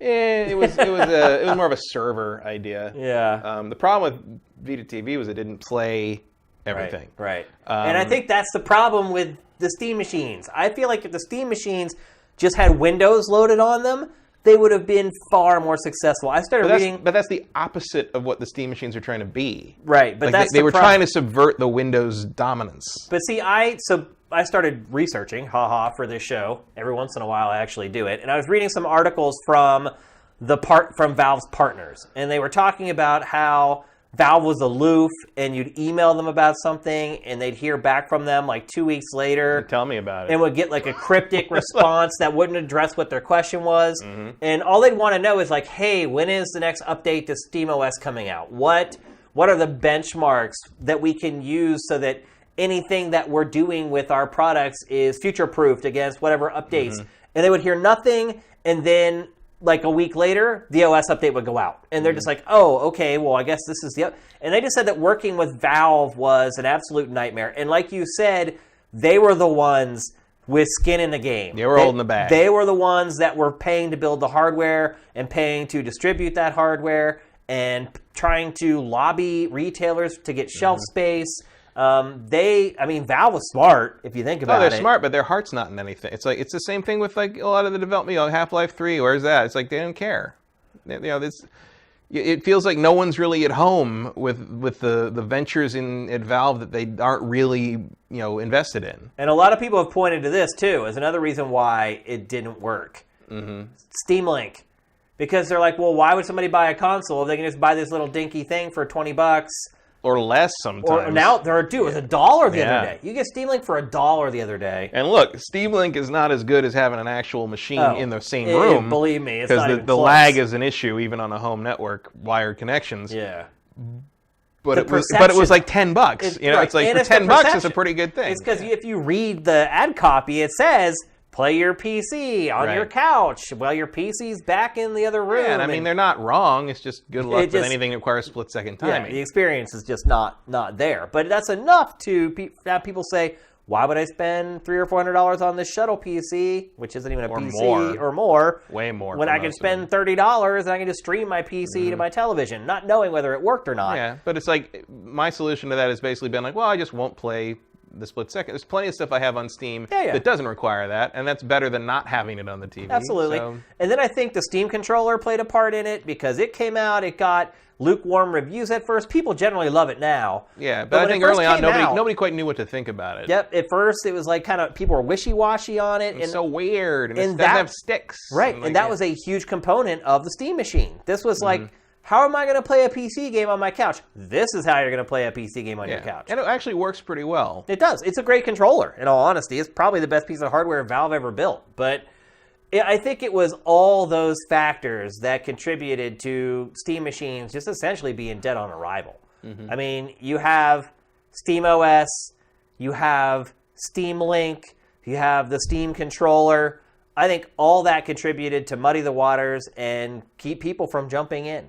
I think if it were just a shuttle PC that you could buy in a form factor that fits under your TV for $300 or $400, I think they would have done way, way better. But I just, like, that's the opposite of what the Steam machine was trying to be. Like, they were intentionally building on Linux and SteamOS so you didn't get tied to Microsoft. Right. Which, you know, some would say that is the ultimate goal that you should be striving for in PC gaming. Some would say it's a fool's errand. No, but, I mean, there's a lot of people out there that would prefer to have it tied to Microsoft. Yeah. Like, not everyone's like us and is like, oh, Microsoft's the evil empire. But right? I mean, I don't think that about Microsoft, but I'm certainly like, I'm not against the idea of having like a little functional, cool PC, like, you know, sitting next to consoles in the living room. To Absolutely. Kind of like, but like none of these, I looked at these things, and none of these things are anything I would feel were a worthy use of my money. Like it didn't, and it just like it felt doomed. It felt doomed to me, just for a lot of the reasons you say. You know, and I acknowledge, you know, but it's like on one hand, yeah, if it was like a functional PC. It probably would have been, at least like if the whole Steam machine thing goes down in flames, you got a functional PC you can do other things with on your TV. It's like, but that's not the point of what a Steam machine was trying to be. And the question kind of becomes like, you know, and the argument goes on, has been going on since this happened earlier today. It's like, well, is it because no one wants a Steam machine, the concept of what that is, or is it because they did it wrong? I think it's probably more that they did it wrong than nobody wants that idea. Yeah, I like the idea of a shuttle PC that acts as a console that sits underneath my television. I love it. I just think the execution was flawed, and I love the Alienware. I mean, I think ironically, price, but the Alienware one, the Alienware Steam machine was adorable. Yeah. It was just great, huge power in a little box, and I was like, if it was like half the price, I would probably got it just to have that little box there. I loved the Alienware one. I think the irony is that this product was launched to kind of go, like you said, to go against the grain of the all-inclusive Microsoft environment, and then it just ended up doing the same thing. Also, I can't do enough parkour to enjoy a Steam machine. And they ended up doing the same thing. They ended up making it this kind of closed system that kind of went against the grain of the whole aesthetic of what PC gaming is. But that's the point. though. Like, that's what it's supposed to be. That, like, that's the idea. That's a poorly thought out idea, I believe. Yeah, but that's what they're trying to push on it, is like the idea that, like, oh, you want the ease of use of a console. Well, you have to kind of take away some of that freedom. I completely disagree with that, but I think their thinking there is extremely flawed. I think you can absolutely have a shuttle PC that works just like any other PC. Well, at that point, you don't need Valve. You just make it yourself. See, well, that's the key. Why do you even need Valve? Because Valve. I don't need Valve for that. I can build my own little box, and I can put SteamOS on it, and you're done. But it makes it easy. Like, a lot of people don't want to build a PC. They would like to be able to play PC games that look better than console games, spend $300 or $400 on a box that somebody else built. Right, and part of that is having something on it that just gets you to the games, and you don't have to deal with the OS, and you're done. But see, Valve legitimizes it and makes it feel safe. Mm-hmm. You know what the theme of episode 123 is? Fear. Seriously, it's come back around with every topic. And I think this is another case where people fear that if you don't have a big company behind it, they don't trust the product. And I think Valve just slapping its logo on these things would have been enough for people to say, hey, Valve is behind this. I trust this. I'm not afraid that I'm going to get some crazy virus on this console or whatever. I think there's a fear factor that comes along with just buying from smaller companies. Well, I think I think some of that fear factor has been justified in recent years. You're right. As anyone who was a backer of the Ouya can tell you. Yeah. There's a cautionary tale. Yeah. Like at least Valve isn't going. Steam's not going anywhere one way or the other. Yeah. Maybe the Steam machines aren't for sale anymore. If you have a Steam machine, it still works. Yeah. You can still get on Steam store. Right. It's still there. I think it's an idea that maybe will come along at some point and function, but like the distinction just isn't quite there. Maybe ironically, maybe the move of like Sony and Xbox and in more of a kind of a PC in a box incremental upgrade idea as like the kind of the cell phone model. Ironically, maybe that will end up making this kind of idea more understandable to the general consumer, and it could open that market up more for this kind of a thing. Not that I think Valve would necessarily take that plunge again without a good reason. I wonder what's going to happen to all those old Steam boxes. You think they'll strip them for parts and then sell the parts? I don't know. I mean, ultimately, theoretically you could. I mean, there's nothing except for the case. There's nothing stopping you. You might be able to get like really good deals on these. Like I would keep my eyes peeled over the next like 4 or 5 months. You might be able to get some kind of a beast processor or graphics card. I mean, most of them had 1060s, I believe, if I remember correctly. GTX 1060s, I think, typically were what was in them. Maybe the modern ones, yeah. The ones early on, it was not that. Yeah. That card didn't exist yet. But if you keep your eye, I mean, I don't see Valve taking these apart and stripping them out for parts. No, Valve has no connection. Like, they don't even manufacture. They didn't make them. They're just... these manufacturers might, but probably not. Like, you might be able to find these like cut rate someplace where you get yourself a nice graphics card and a bunch of RAM and a bunch of other stuff for like $200. Well, if enough of them have enough of them, you liquidate enough of them. Hey, maybe there's your Switch revision. There you go. That's true. So keep your eyes peeled over the next 5 or 6 months. Now that Valve has stopped supporting these, they're done. Like they're doomed.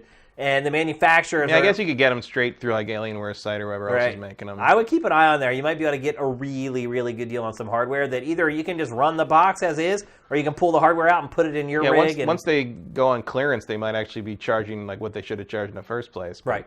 Yeah. I mean, the economy of scale is a thing. It's one reason that something as powerful as a PlayStation or Xbox One X costs, what they cost instead of $1,000. Yep. Absolutely right. All right, let's move on. We're going to talk next about something that the gaming industry does every year. Whether we like it or not. And after this year, I'm really starting to wonder why. So, yesterday was April Because Fool's. EGM did that Shenlong thing back in 1992, and everyone just wants to be the next one. No, you're right. There have been some pretty brilliant ones throughout the years. And some stuff leads to real stuff. Like the Mist of Pandaria was a joke originally. Yeah.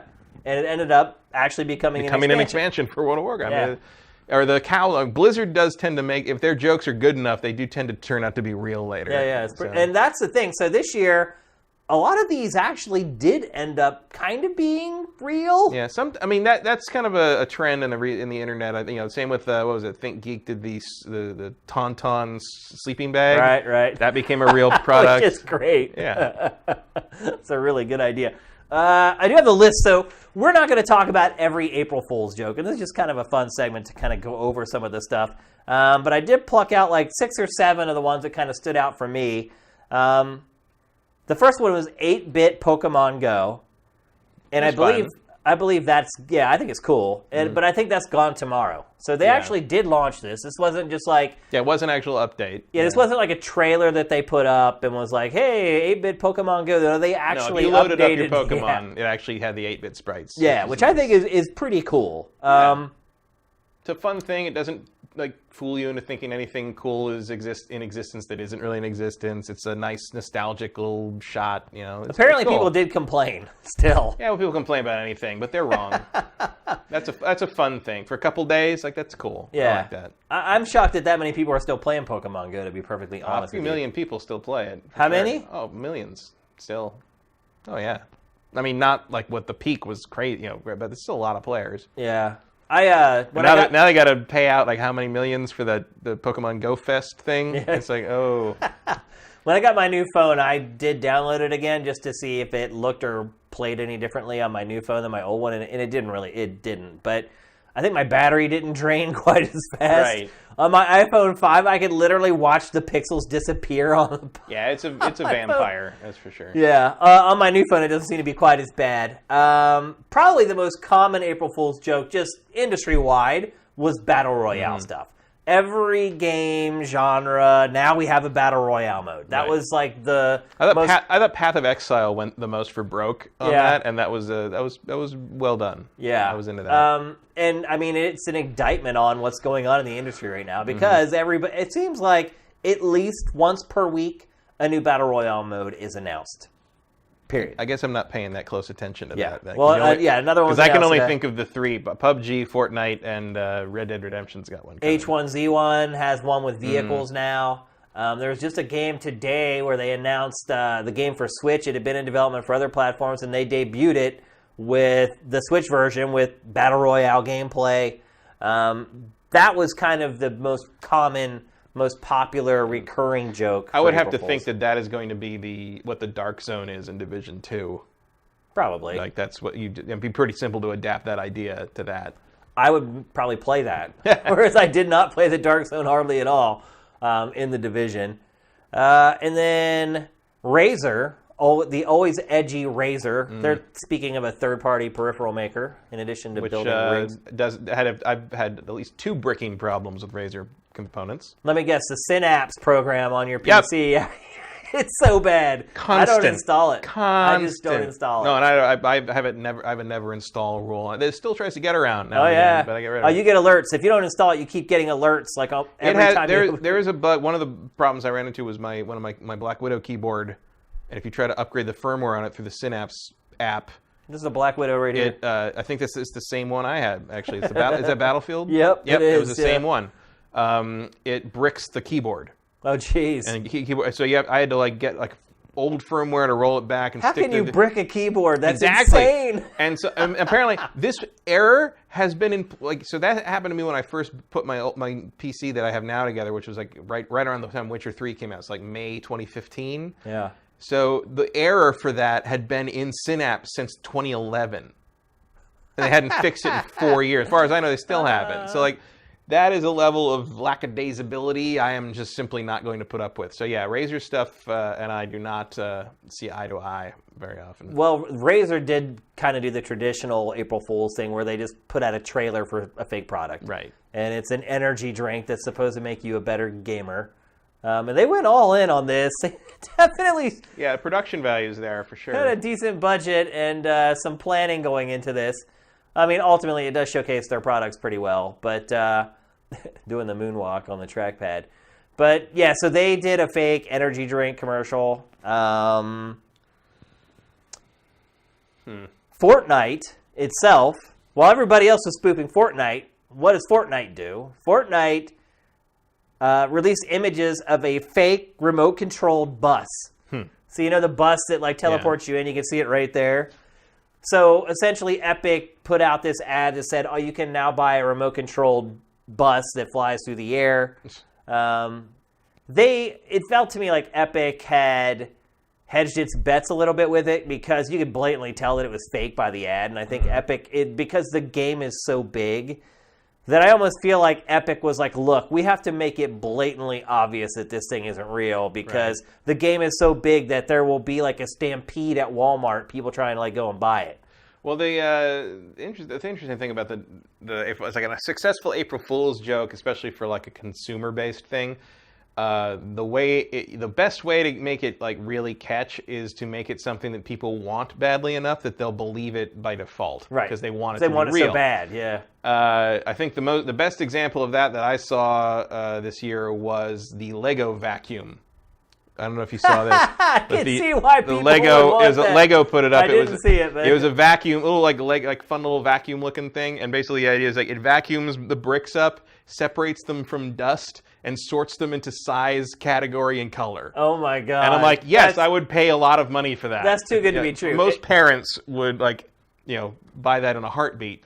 I don't know how you'd... And it's you could do it. I mean, in the same way, you could make it a vacuum version of the coin banks where it sorts them into that. I don't know how you'd make it detect the color and keep it affordable. But that was their April Fool's thing, and it was it's that thing where I saw tons of people share that without realizing it was fake. Because day one. Yeah, well, because they're it's they want it so badly. Right. It's well, if you could just get a Roomba that at night went and picked up all the Legos, so in the morning you didn't step on one and want to freaking kill yourself, because that is some of the worst pain you ever feel in your life. Yeah, is well, stepping on a Lego. I just make sure I put the Legos away. Well, you don't have kids. Right. But these kids, they strew them like everywhere. Well, you teach them not to do that. Yeah, well, you can tell you've never had a kid. Not that I have either, but... Neither of you, but I was a kid and I didn't leave my Legos everywhere. I used... That would not have gone over well in my house. Yeah, we had a playroom and we just left stuff laying wherever in there. Play-Doh in a carpet, now that's different. Or magic markers on the walls or the mirrors. That's another... I never did that, although there was a period for some reason when I had like the little like handheld LCD games. I don't know why I did this, but there was a period where every time I get a high score, I would scratch it into the wall with a push pin, like graffiti. In the square like digital font of the numbers, and it took like a month or so for my mom realized like what? She's like, why are you doing that? Like what? Next to where your mom had put like your height chart as you grew up. No, I was just right through the wallpaper. Wow. It's still there. Wow. Yeah. Wow. Let's see what else. Final Fantasy 14 Online Go. That was funny. Yeah. I don't know enough about Final Fantasy 14 to really get the nuance of this joke. But... Yeah. But I don't think you really had to know it to get it. Yeah. Cool. My reaction to Final Fantasy is very subdued these days. It sure is. Yeah. I've never played 14. Like I hear it's actually pretty good. I have not played it. You know what a big MMO gamer I am. Yeah. Like my girlfriend started playing it. She seems to think it's fine. Our friend Benson like loves it, but apparently like you have to get through the vanilla stuff, and then the expansion stuff is really good storytelling wise. It's like a really good Final Fantasy game. But like there's this thing where it's like, well, you got to play through the 50-hour vanilla thing first, and I'm like, nope. Yeah, you know what else made me do that? Final Fantasy 13. Play this 40 hours and it gets really good. I'll never know. Yeah, I'm not going to put in that time to get to the good part. But yeah, this is basically a spoof on Pokemon Go for Final Fantasy. Actually, when I watched this trailer... I feel like this would have worked a little better for like Final Fantasy 15 Go, because at least that one actually has you driving around like an idiot in a car forever. Like that would be a very accurate translation of... basically Final Fantasy 15 geocaching would be a direct as long as you wore the right black outfit, you'd be living the game. Well, this I think there's a peripheral that they show in this. Yeah, like some kind of stick. Also, there's a moment in this where they explain what Go means. Like, Go stands for something. Yeah. That's pretty good. It is pretty good. I just like that idea because I like how many people would destroy their phones doing that. Yeah. Well, he just... Yeah. That's pretty freaking great.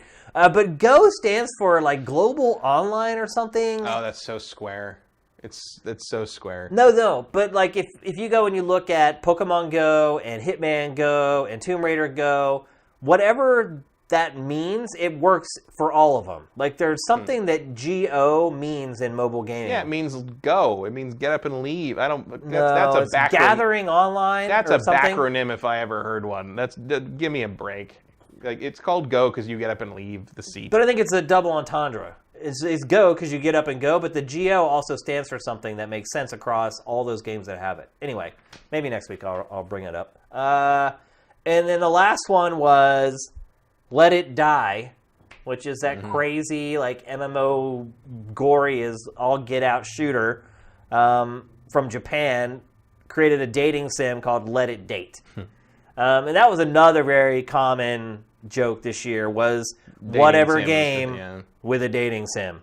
And that was another popular one. Oh, and then one other one was Street Fighter V card battle game. What was it called?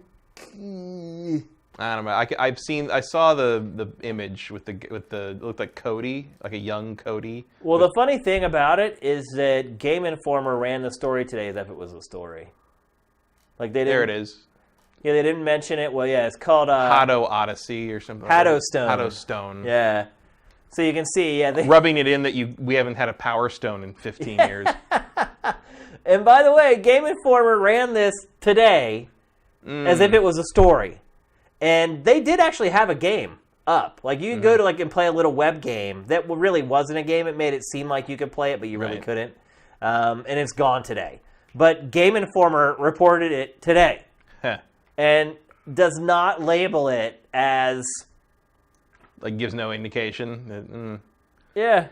What about Google Maps with the Where's Waldo thing? That was pretty cool. Oh, yeah. Yeah, that was pretty cool, too. Google always does a good one. Yep, usually. So, yeah, those were the big ones. Mm-hmm. And none of them were really great. Is it time to retire the video game April Fool's joke, Matt? No, it was time to retire it a long time ago. Yeah, probably whatever. So. It's fun. Who cares? Well, a lot of people care because people complain about it all damn day. Well, I think whoever the editor is at Game Informer cares. He probably cares. Look, it's not that hard. The story's still up, by the way. It's not that hard to figure this out. Right? You know, it's like it's. Some of them are pretty. How about this? If we were as vigilant about what's real and what isn't as we are in April Fool's the rest of the year, the fake news thing wouldn't be a problem. You're right. It's a good lesson. It has to be April Fool's year-round, apparently. Yeah, it's a good lesson. How about that? Maybe we need April Fools more than ever now. That's a good point. The real reward were the friends we made along the way. Right. That's great.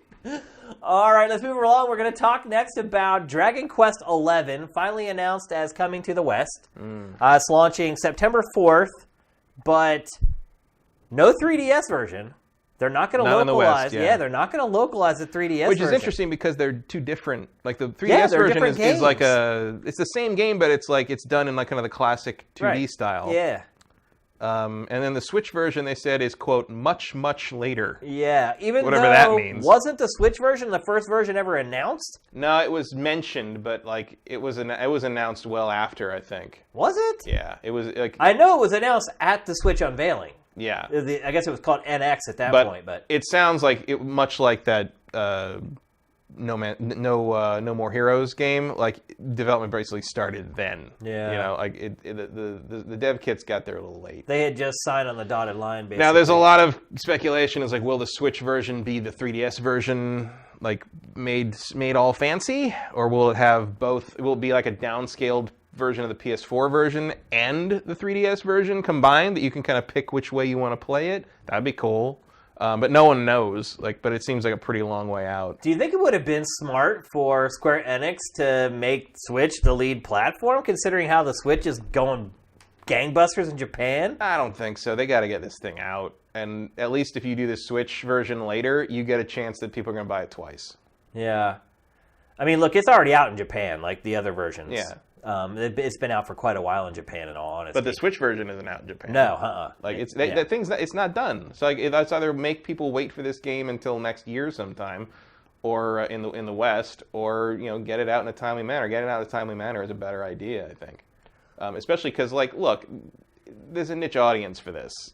That's really the point, isn't it? Yeah, this is an old school game. You got a certain audience for it. Get it out there, let them play it, and I'm sure a lot of them will come back and get the Switch version as well. It's portable. For some reason, people care about that. And if you really kind of tie it in and kind of give it the extra content that maybe might happen between now and then, or make it a new version of the game that incorporates the 3DS stuff, that probably makes it worth it to a really diehard fan, and that's most Dragon Quest players really, because Dragon Quest is a diehard kind of series. Do you think Dragon Quest will ever be a hit in the US? I mean, Nintendo's tried to help out Square Enix. It published 7 and 8 on the 3DS. Yeah, I don't. But I mean, I did some research. Again, I did a lot of research for this episode, and it's lucky to sell 300,000 or 400,000 copies in the US. I just don't. It doesn't have the cutting edge quality that I think you need for a Western hit in that regard, like the way to Final Fantasy. Because look, I think the last few Dragon Quest games have been way better than the last few Final Fantasy games. Yeah, absolutely. Do you think it's because it looks really Japanese? Look, I hate the way Dragon Quest looks because I don't like Akira Toriyama's art. I don't like Dragon Ball. I think I play the Dragon Quest games in spite of their look. And that's not a thing where I don't like anime-looking things, or I just don't like Akira Toriyama's art. And it looks a little too whimsical for some people, maybe, but I just don't like that everybody's got the same damn face. But I think this looks nice. I think it looks really good. There are some moments in this game that are almost jaw-dropping. Mm-hmm. And I think 8 looked good on the PS2. In general, I think they've done a good job translating kind of the classic art style of it to the modern console of the day. I haven't played 10 actually. Not to any great degree. But I think this looks good. Like in 10 wasn't exclusive to the Wii, right? No, I or thought Wii U. That was 3DS. I thought. No, that 10... that was a handheld first. That was a handheld game. I mean, console exclusive for Wii U at first, I don't know. And now I think it's on everything. But yeah, I thought Dragon Quest X was like all Nintendo at first when it came out. I think so. I mean, they're still releasing Dragon Quest patches and updates Dragon for Quest 10 was, I thought, was 3DS first. Like, there was a whole thing about, it went from that to handheld or something. Maybe that was 9. I don't know. There's too many damn Dragon Quest games. Well, it's a good thing we have this awesome website called Sifted here where we can check. It was not. Yeah, because it had the multiplayer thing. Wii. Yeah, it was a Wii game. And it was one of the few Wii games that you played online. The Wii game first? Yeah. Yep. And then eventually it came to PC, Android, 3DS, PS4, and it's coming to Switch as well. Yeah. Look at all that before or crying after in the that new header one. image. But, yeah, I mean, I guess that's one thing. Square's doing its best. I mean, it's getting it on every platform at this point. That's why, to me, it's surprising that they pulled back on the 3DS version. I mean, with that install base, that seems like the version they should put out before anything. Yeah, but I don't know.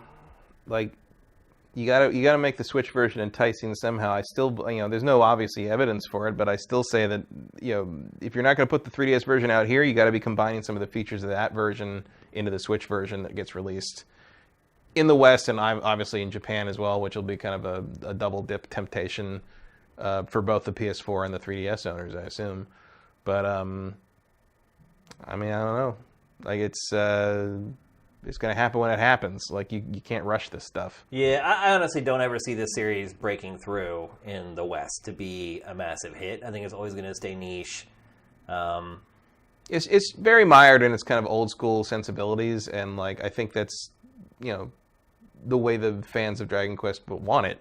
Like, well, luckily for us, it sells so well in Japan that Square Enix can afford to not worry about sales all that much in the West for it. And it has tried for a really, really long time to make this franchise a hit in the U.S. It just doesn't happen. No, I like them for the most part. I have all of them on DS and 3DS, all the remakes they did and stuff. And Yeah. I think they're fun, kind of like airplane games. Like, you can kind of grind mindlessly on them. Yeah, the time just whiles Or away like, while yeah. you're playing them, yeah.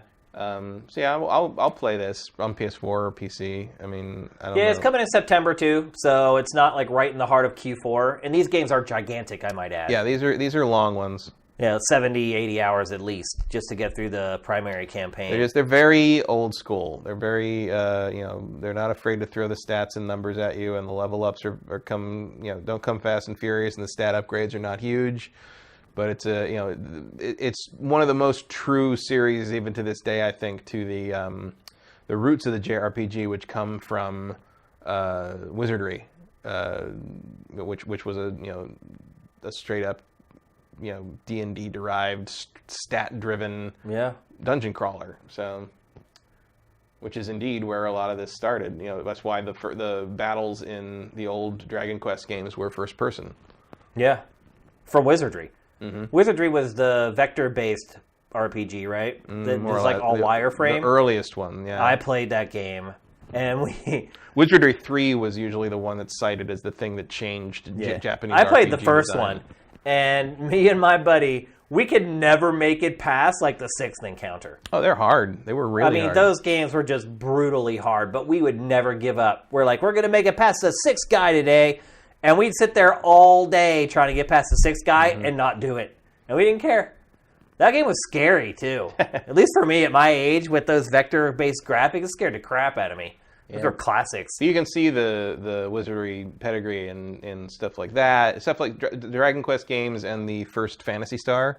Dungeon crawlers, their first-person dungeon crawling. Yeah. Like, that's where that came from. And then that's kind of the JRPG sort of grew out of that format. And, some series have struck out into strange directions, Final Fantasy, and some series have remained true to those roots. I would say Dragon Quest is one of those. Oh, absolutely. Maybe that's the problem.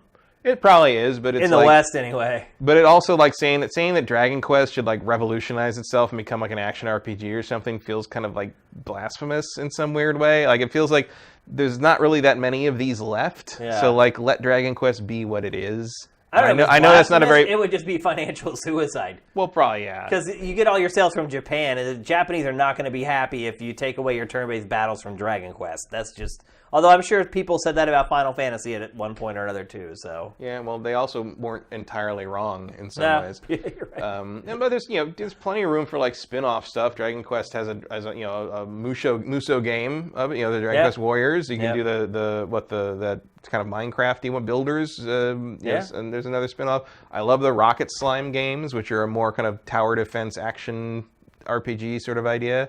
There's a lot of room to play, but I think the main series should kind of stay what it is. Yep, I'd agree with you. There aren't enough turn-based RPGs left, particularly on consoles. Handheld, pretty good. Especially with a little bit of presentation, a little production value. We actually have like a budget behind it. Yeah, they're rare. I mean, I think. Like, I'm not gonna lie, I would love to see Final Fantasy show up with a game like this. Yeah, like just go completely back to the roots. I would have no problem with Final Fantasy going back to turn-based at all. In fact, I would probably be more excited to play that game than I was for 15. I mean, I don't even like Final Fantasy VII, but if Final Fantasy VII Remake was just Final Fantasy VII, but super pretty, I'd be in. I would totally do that. I'm going to be in anyway. Might actually be out before 2025, too. You're right. It's a good point. All right, we're going to move on to our last topic of the day. This is a topic that in the past has drawn some spirited discussion out of the two of us. We haven't talked about it for a really long time. There's been nothing to talk because there hasn't been anything to talk about until now. The last big update was what? End of last year or middle of last year? I think it wasn't even it was right around the year release anniversary, August. What was that called? There's a word for that update. I can't remember it. I can't remember. It was a big one. Yeah, it had a lot of stuff in it. Yeah, it wasn't the base building. It wasn't. It was like a Atlas. He's the Atlas up there. Atlas. That's it. Yep. What did I call it? Anthem. So there's a big update coming to No Man's Sky. It's called No Man's Sky Next. Yep. And there sounds like it coincides with the release on the Xbox. Yeah, and so there's an Xbox One version coming. Probably the biggest story from all this. I think a lot of people assumed that we would never see No Man's Sky on other platforms other than PS4 and PC. Which made no sense, but okay. Well, it kind of does because, people were under the impression that Sony had somehow greased the wheels and kind of published this under camouflage. Which doesn't make any sense, so... I mean, look... You don't publish things discreetly. Like, that's not a thing that happens. Like, they did promote them, but they promoted all their indie stuff like that. I think people thought that Sony was giving it preferential treatment, which made it appear to be a console exclusive for PlayStation 4. I can't think of a PlayStation exclusive that was also on PC that Sony put money towards. But look, if there is an exclusive on another platform, it's going to be PC. So I think that's why people are like, well, if it were on Xbox, obviously not. Right. But since it's on PC. But I have a one-word response to that, and that word is Bloodborne. Yeah. Not on PC, will never be on PC. Sony published it. Sony put their money behind it. Doesn't get to be on any other platforms because Sony's the one platform holder for whom that is true. Right. Like, it doesn't help them if it goes anywhere else. Yep. Like, they don't want that to happen. So, yeah, like, Sony did not publish No Man's Sky. They did not put money. They promoted it because it was on their platform, but like clearly they were instrumental in helping with the PlayStation version, but that's true of every PlayStation indie. Yep. For a while there, they were pushing indies like crazy. They were really trying to make it the thing. They really dialed back on that. And then it just sort of they lost Adam Boyes. Evaporated. Once Adam Boyes left, it seemed like everything just changed. And now with like kind of Xbox's newfound sort of like, hey, indies sort of thing, like it makes sense that maybe somebody approached Hello Games and here we go. Yeah. Also because now it's the most powerful thing on the market, and you've got the 4K 60 frames a second thing, and they're saying that that's what's going to run on an Xbox One X, and that's what it runs on my PC, and it's freaking gorgeous. So like it helps. Oh, absolutely. Also, rumors swirling that a VR version of No Man's Sky could be on the way. That's been on the wish list since I think the first trailer, pretty much. Yeah. Not a huge thing on my wish list because VR is just sort of a pain to some degree, but it is a candidate. It's definitely a good candidate just if you want to like look around at stuff. Just as an aside, Wipeout 2048 or 2042? 2048 in VR. is apparently like amazing. Like the Omega Collection thing? Yeah. Like I believe it. Like the best PlayStation VR game on the market. I'd like to do a stopwatch, 0 to nauseous with you on that one. I bet you it would probably take about 15 to 20 seconds. I'm guessing about that amount of time. Awesome for people who don't get sick, maybe. So what do you take away from this? No Man's Sky coming to Xbox One. Do you think it's just all about the power there, or you think it's Hello Games trying to recoup all the time and money? Do you think Hello Games has made money off of No Man's Sky? Yeah. Oh yeah. Like that thing sold ridiculously well out of the gate, and yeah, there were refunds, but like I think it sold well above anything they would have expected it to sell. Like in terms of like the size of Hello Games and what they were doing, I have to believe that No Man's Sky sold way better than like what they would have expected it to be when they started that project. As just sort of like a fly-by-night company. They're like 50. It's standard. They're like 15 people out of Guilford. Like they're not. The idea that this thing was suddenly in the millions of sales, and it looks like it probably was if it sold somewhere in the 400,000, 500,000 range on PC. Usually the rule of thumb is to triple that for a console. Yeah. Like it sold real well, so I think they did okay. Even with it was in 4 years in development? Something like that. Yeah. Yeah. And 15 people, that's... Yeah, and they staffed up to 30-something for the last, like, kind of the final death march or something, I'm sure. And they had to add some people for customer support after launch because... But yeah, the updates have been substantial and made the game, by I think a year after when the Atlas update came out, it was probably closer to what it should have been when it came out. Right.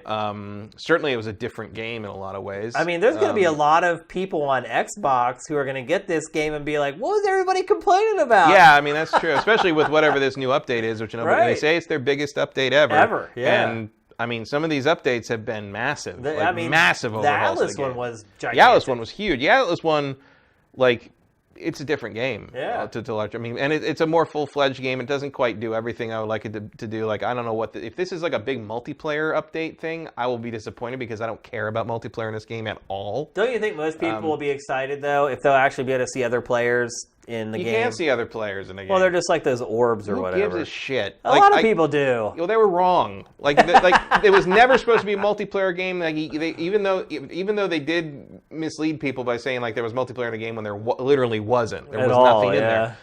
The whole point originally was like, the odds. They said the odds of ever seeing another person are basically astronomical. Like if you're going into this expecting to be a multiplayer game, don't. Well, they didn't think about the fact that people will try to organize meetups. Yeah, well, that was, I mean, you got to know they're going to do that. It's like, even if you don't intend it to be a massively like a big multiplayer thing, you had to know someone was going to do that inside of 24 hours because it's gaming. People do that.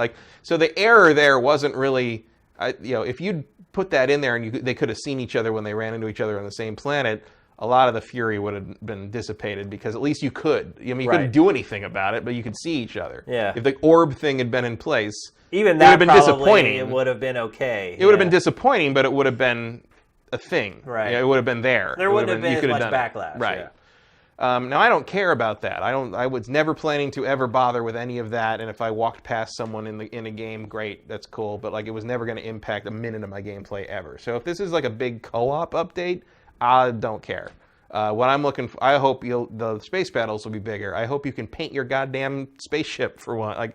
The more modifications on the spaceship stuff, it really expand the space stuff into something a little more robust. I love that you can have a freighter now, but give me something to do with it, Yeah. I mean, that's what I felt about the entire game was there's all this stuff. I feel like I have nothing compelling to do with any of it. That's been addressed to a large degree, at least on the ground, I think, as of the Atlas update. There's a story there. There's actually a pretty interesting story involving kind of multiple dimensions, which actually does explain why you can only see the other players as orbs. That's a whole thing. I'm not saying that couldn't be changed if you wanted to make it able to see each other physically, but it does kind of address the idea. The planetary geology has been massively overhauled. The planets are much more interesting. The flight model is different. Each ship handles differently now. You can fly much lower. You can crash into the ground if you're not careful. I mean, plays much more like what you might have in your head if you just sort of saw the concept on paper. So, or you saw a trailer and you're like, hey, this is what I think this game will play like. So even as someone who put a ton of time into the vanilla launch version of it, like every update has made it a markedly better game. And I'm sure this update will also do the same, but I do hope that they aren't kind of going completely crazy on the multiplayer stuff and are remembering to kind of keep updating the ecology. I mean, the variety of creatures is still, there's a lot to be desired there. They don't interact in a very interesting manner. It'd be interesting to see kind of an ecology really develop in some of these worlds. Is your creature still out there, Matt? No, the Swagosaurus Rex unfortunately was erased in the Atlas update. And you're for sure that he's gone? I went back to the planet. My home base was on a moon in that system, and I went back and it's not there anymore. That sucks. So it will have to live on. A figment in time. Live on eternally on YouTube. Yeah. It will, well, no, because they pulled that video down. Really? Not my video, but the one that everybody saw where it had the Jurassic Park music on like a harmonica played badly. Really? The one that like really went viral, they pulled that down after like a week. Really? Because of the music? Because of the music. Yeah. That sucks. Was someone serving ads against it? I don't know. Probably. I didn't make it, so I don't know. But, they made all that money off of your creation. Yeah. Well, somebody was the Reddit post of the GIF of it is what like really went viral. Right. That GIF was not, I didn't get any credit for that, but the GIF of that got like 3 million views. That is so great. So somewhere out there, I contributed something. Yeah, to something. Although if I ever meet Sean Murray, and I don't know if I should really admit I'm the one that you absolutely should, because I feel like that was sort of the focal point for a lot catalyst. Of the screaming. Oh, you're right. Because I thought that was hilarious. I thought it was like that's ridiculous. Funny. That thing it's adorable and it's got such a swagger to it. And I'm like, that's funny. But like a lot of people latched onto that. It's like this is proof that this game why is the garbage. Game is crap, right? Yeah. So he may not have the warm fuzzy feeling toward the Swagosaurus that I do. By now he probably does. Maybe. I'm sure he's gotten over a lot of that stuff by now. I picture saying that to him and just. I'm the guy who found the Swagosaurus Rex. And just like have him pick up his phone. We got him. Next thing you know, you feel a little pinch in your neck and you just go down. That's funny. Like the other Hello Games guys just rappel down out of the ceiling.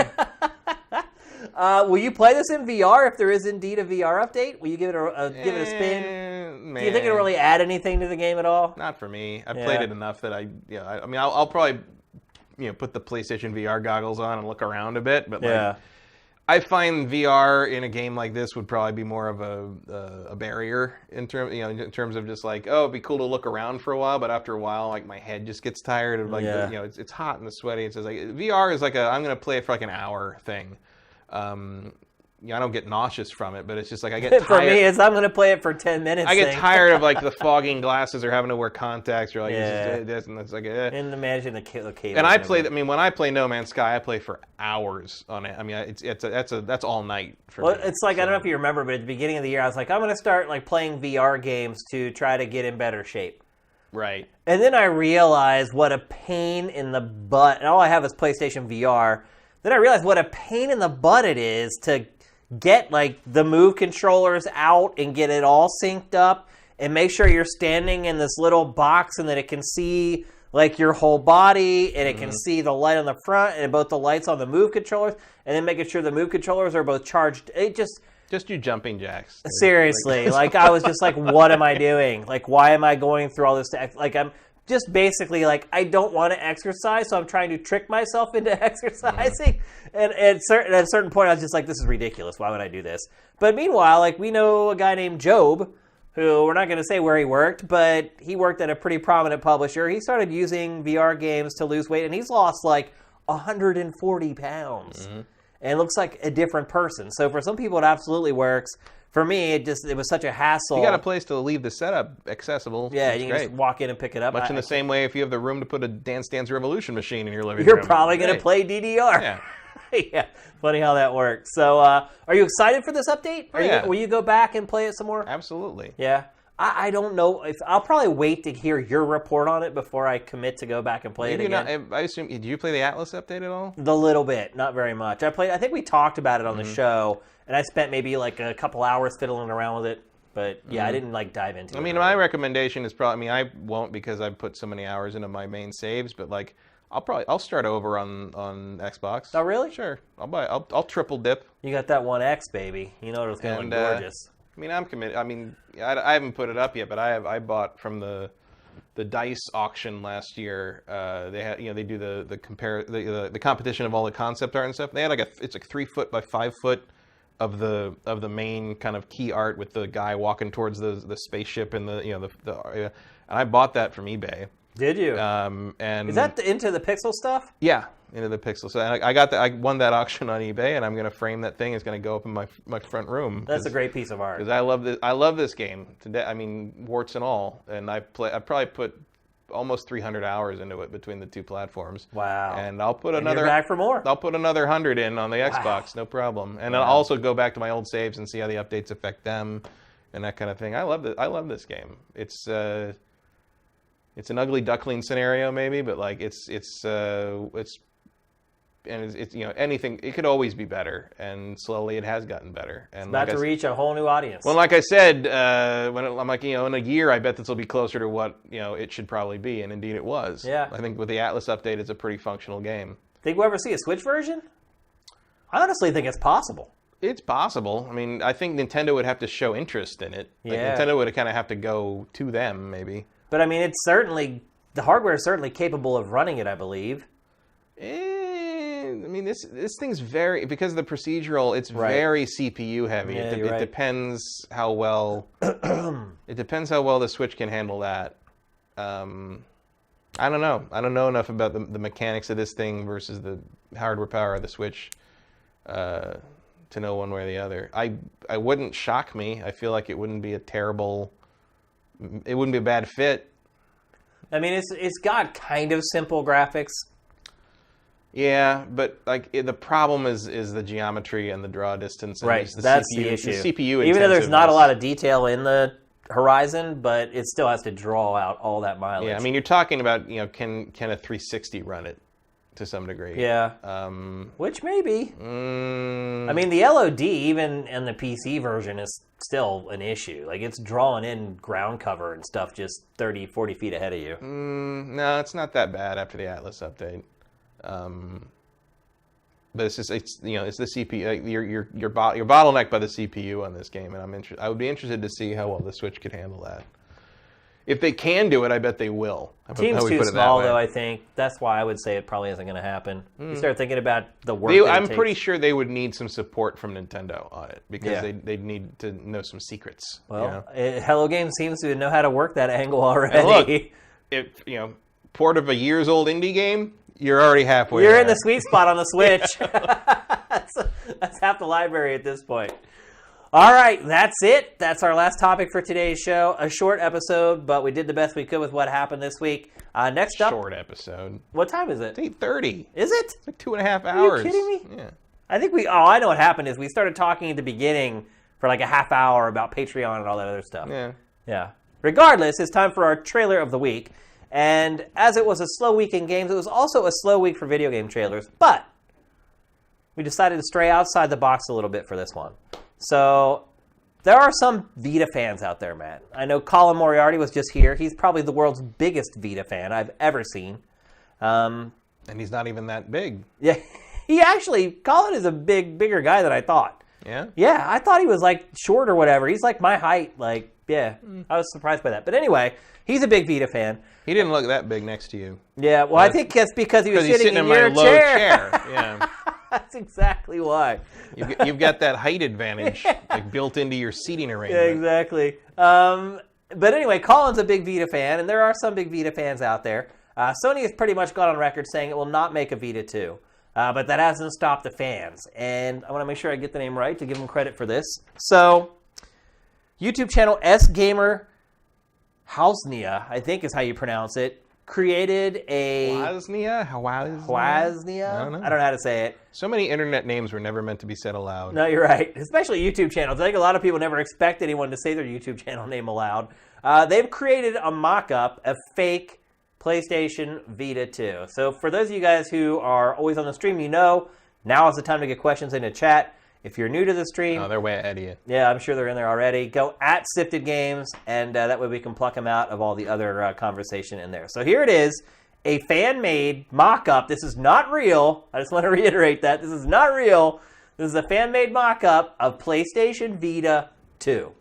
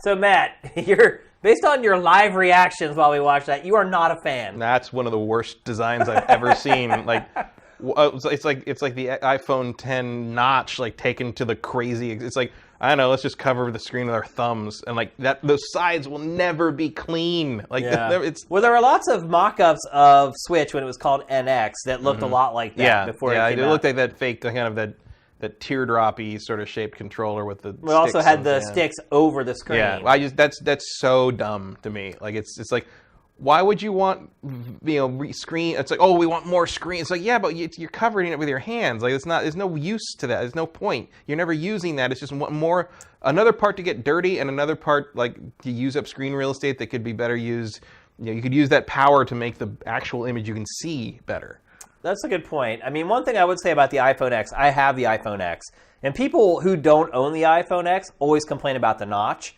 But what people don't understand is that the aspect ratio of the iPhone X isn't 16 by 9. Mm-hmm. You get a 16 by 9 full screen watching it, and then you have like the edges. Then you can double tap it, and it will blow it up full screen, but it's actually kind of like zooming in on it. Right. So that is not what's happening on that design. No, absolutely not. But one thing I would say is with the design like that, you could make sure when you design games, you keep all the action in the center, and you could do some pretty creative stuff with the screen that actually goes around your thumbs. It's too much. It's too much of a variable. Like people's thumbs are different sizes. People hold things different. Like you can't always guarantee that information out there is going to be useful to someone. Yeah. It's like it's just a waste of screen space. It's a waste of a giant custom built piece of glass to cover the thing with. Like it's not. No. I know it's not happening. Obviously, it's not happening. According to Sony, it's not happening. Well, even if it does happen from Sony, it ain't going to look like that. Yeah, I think that's probably pretty accurate. All right, but that is a very cool trailer. I mean, if you didn't tell me, I might believe it. Yeah. Except for how terrible I think that the idea is. But it's also just terrible enough to be real. So. That's a good point. All right, let's get to some questions here.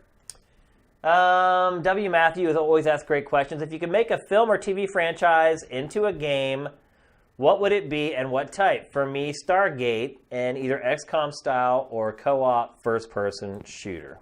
What about you, Matt? That's a good pick. Star Wars. EA, where are you? Come on. I mean, it's hard because they're all made into games now. You know what I would like? Like a total crazy pipe dream, only I would buy this sort of thing?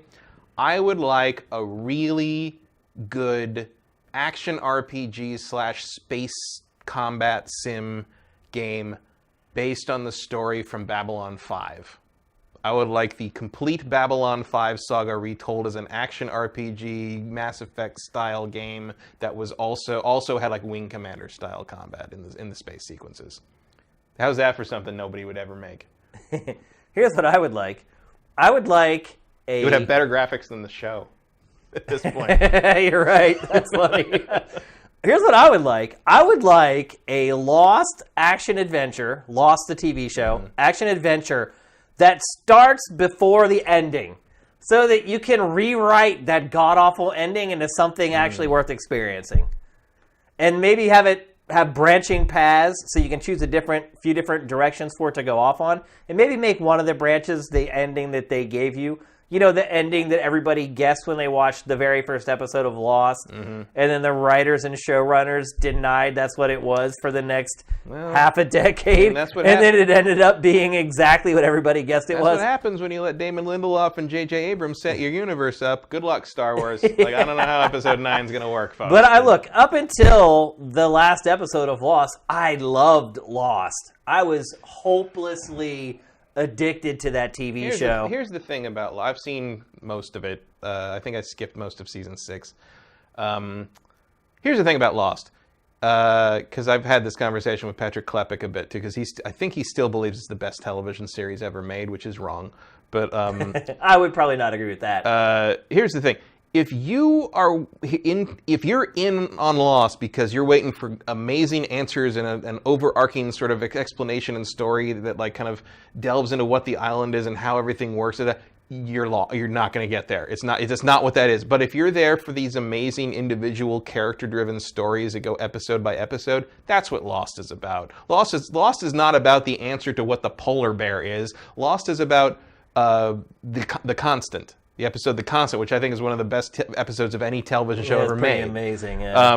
Definitely the best episode of that series. Yeah, it's about these individual character stories and how those work and how they work as a self-contained exploration of each of these people. That's what Lost is great at. And that would be a great. I think I agree with you. That would be a great if you could make a game that captured that aspect of Lost and somehow drove it to some kind of conclusion as a result of that. Like, that would be a great game. I think the problem with Lost is, or at least what made me so furious, it wasn't that it didn't pay off everything, which it didn't. There's tons of left threads out there dangling. It's that when it did pay stuff off, it was pretty awesome. And so it's like you look at it like a missed opportunity. You're like, wow, the stuff that you paid off and you did explain, like the way you explained it, I never could have dreamt in a million years. I couldn't have dreamt up half the stuff in that show in a million years. That it makes it that much harder when they didn't pay off the other mysteries from the show. And some of them were big, that were like appeared on like 20 episodes, and they just forgot about it. Well, they didn't forget about it. They had no good answers for it, so they just dropped it. It seemed like they just made up some stuff. There's a lot. The whole thing was made up as they went along. I mean, any X-Files fan knows what that feels like. Yeah. Like, there's a point somewhere around season 4 of X-Files where it becomes, okay, clearly you're just bullshitting me at this point. Like, the episode where the black oil's being made by bees and the clones of Mulder's sister or something. Like, okay, what are you... Aaron Volk, that's the name of that episode. It's like, what are you doing? Yeah. Come on. Like, you're not fooling me. I know you're not... You know that I know that you're not fooling me. Like, let's just be honest about... Like, come on. Like, where are we here? Yeah. And, like, so Lost reminded me of that a lot, where it's like you could clearly tell people were asking... The writers were asking these questions without ever worrying about what the answer is. And the problem with that is you can't tell a good mystery if you don't know who done it. No, you're right. Absolutely. Like it all has to come together. They did try to give you that. They did give you that in the end, like the who done it. But they didn't know that was who done it when they asked the question. Right, and that's the key. Is like, because you're always going to find things like, did they ever explain? I might be, this is an honest question, because you probably remember the show better than I do, because I don't care that much. The smoke monster? No, the smoke monster. I know they answered that, and that was stupid. But like, did they ever like this early in season 1 or season 2? They passed by like this giant statue of a foot, and they're like, "Who put that statue?" And someone else is like, "The real question is, why did that statue only have 4 toes?" Yeah. Did they ever explain what the hell that was? Well, I mean, in a roundabout way, because they talk about kind of the genesis of man. And that it was an ancient civilization that had lived there before, that maybe it was before man had completely evolved into. So we evolved an extra toe and we won. I mean, look, they don't sit there and say like, oh, man had 4 toes and then they evolved to have 5. They just basically say this is where mankind came from in a lot of ways, and because we're losing our 5th toe. Like that's how that's working. Well, maybe they lived in that anomaly for so long that they evolved ahead of us and they lost the toe. Or maybe the sculptor just wasn't very good at feet decided to give up. And in all honesty, that's maybe it was like the Rob Liefeld of sculptors. He's not very good at feet. Just sort of ended. Okay, 4 is enough. Like, that is kind of the way it was back in the day, with cartoons too. Let's see. Super Cordon Bleu. Do you think Microsoft will eventually turn things around with the Xbox brand and once again take the market lead with the follow-up to the One? Never say never. I mean, look, I didn't think Sony would have taken it from Microsoft. Exactly. But then Microsoft did something really stupid, and Sony could do something stupid too. Microsoft did a couple of things stupid. I mean, and then you're starting dealing with Nintendo at this point. Like, now, maybe Nintendo's the one who takes top spot next time. Who knows? Nah. I don't know. Nintendo has a big problem with following success with success. It does. Ever since the only time they've ever done that is the NES and the Super Nintendo. Yeah. But also, like, even if they are the top-selling console, like, that's not where the games will be from the third parties. Here's the thing, though. Their relationships with third parties are improving right now. Yeah, but you're still, because they're so far behind in power, the Elder Scrolls 6 is not going to be on the Switch. No, I'm talking about after next Switch. Right, well, then the Elder Scrolls 6 will be on the Switch, but the new games will be on the PlayStation 5 and the Xbox whatever. But just because this is Nintendo's strategy right now doesn't mean that it's going to continue that way. It could change gears. It could, but I also don't see Nintendo making 2 generations worth of hardware power leaps in one changeover. Like, I don't think, like, what again, if you're Nintendo, what incentive does it have? Right, if you're Nintendo, where's your incentive beyond, like, we could have parity with the other systems in terms of multi-platform library? But if you're doing this well with the Switch, you don't need that, right? Yeah. So, like, you know, I don't know. I don't know what Nintendo's. So what was the exact wording of his question? Can Xbox ever be on top again? And sure, they can, but like, it's going to require some really interesting moves on Microsoft's part. It's going to probably require Sony to make a really big mistake. Sony's got to make a big mistake, and Microsoft's going to have to get its first-party stuff in order. I know Microsoft has spoken about that over the last couple of months. That it's just now. I mean. Maybe for Xbox 2, the first 2 years, the second year of Xbox 2, like it starts to pay dividends on that first party the earliest you see that paying dividends is launch of the Xbox Next, whatever it is. Maybe which is when it matters. Maybe that's why No Man's Sky Next is called Next. You heard it here first. Not. Definitely not. I don't think any of us can fathom whatever dumb name the next Xbox is going to have. But I think we'll both agree that One X is not going to turn the tide. No. I'll predict this: that whatever they call the next Xbox, you will not be able to shorten it to something with bone in the name, because they really don't like it when you do they're that. Real sensitive about that one. Let's see. Don Lionheart, did you guys hear about Shadow of War removing microtransactions next month? Either way, what are your thoughts? Yes, we actually did hear this. It broke literally right before we went live. Matt talked about it when he walked in, and then somebody, Vincent, actually sent it to me on chat on Twitch. So we knew about it just as the show started. Couldn't officially get it into the show, but here it is. Mm-hmm. So here's my take. I think that Warner Brothers was like, we can't make any money off our microtransactions, so why are we making our game crappy when we're not making any money off of it? So let's just get rid of them.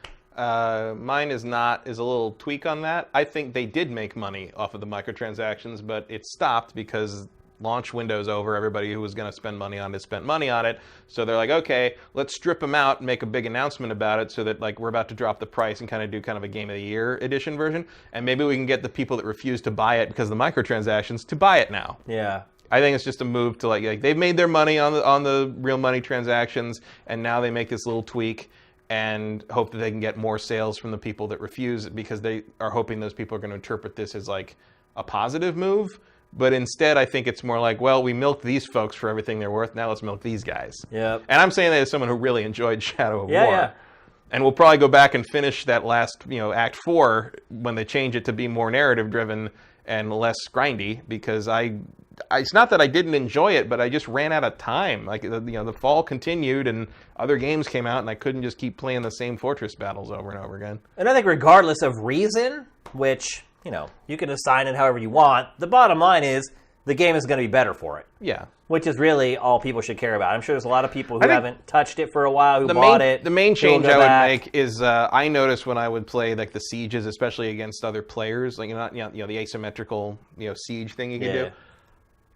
Felt to me like my legendary orcs died really fast. Yeah. And if they die in those, they're gone forever. Right. And I'm like, are you killing my legendary so I got to buy more of them? Because I'm not gonna. Yeah. But I'm really unhappy that I lost my legendary, because I liked that one guy because he was a bard and he sang a song before he hit someone over the head with his lute.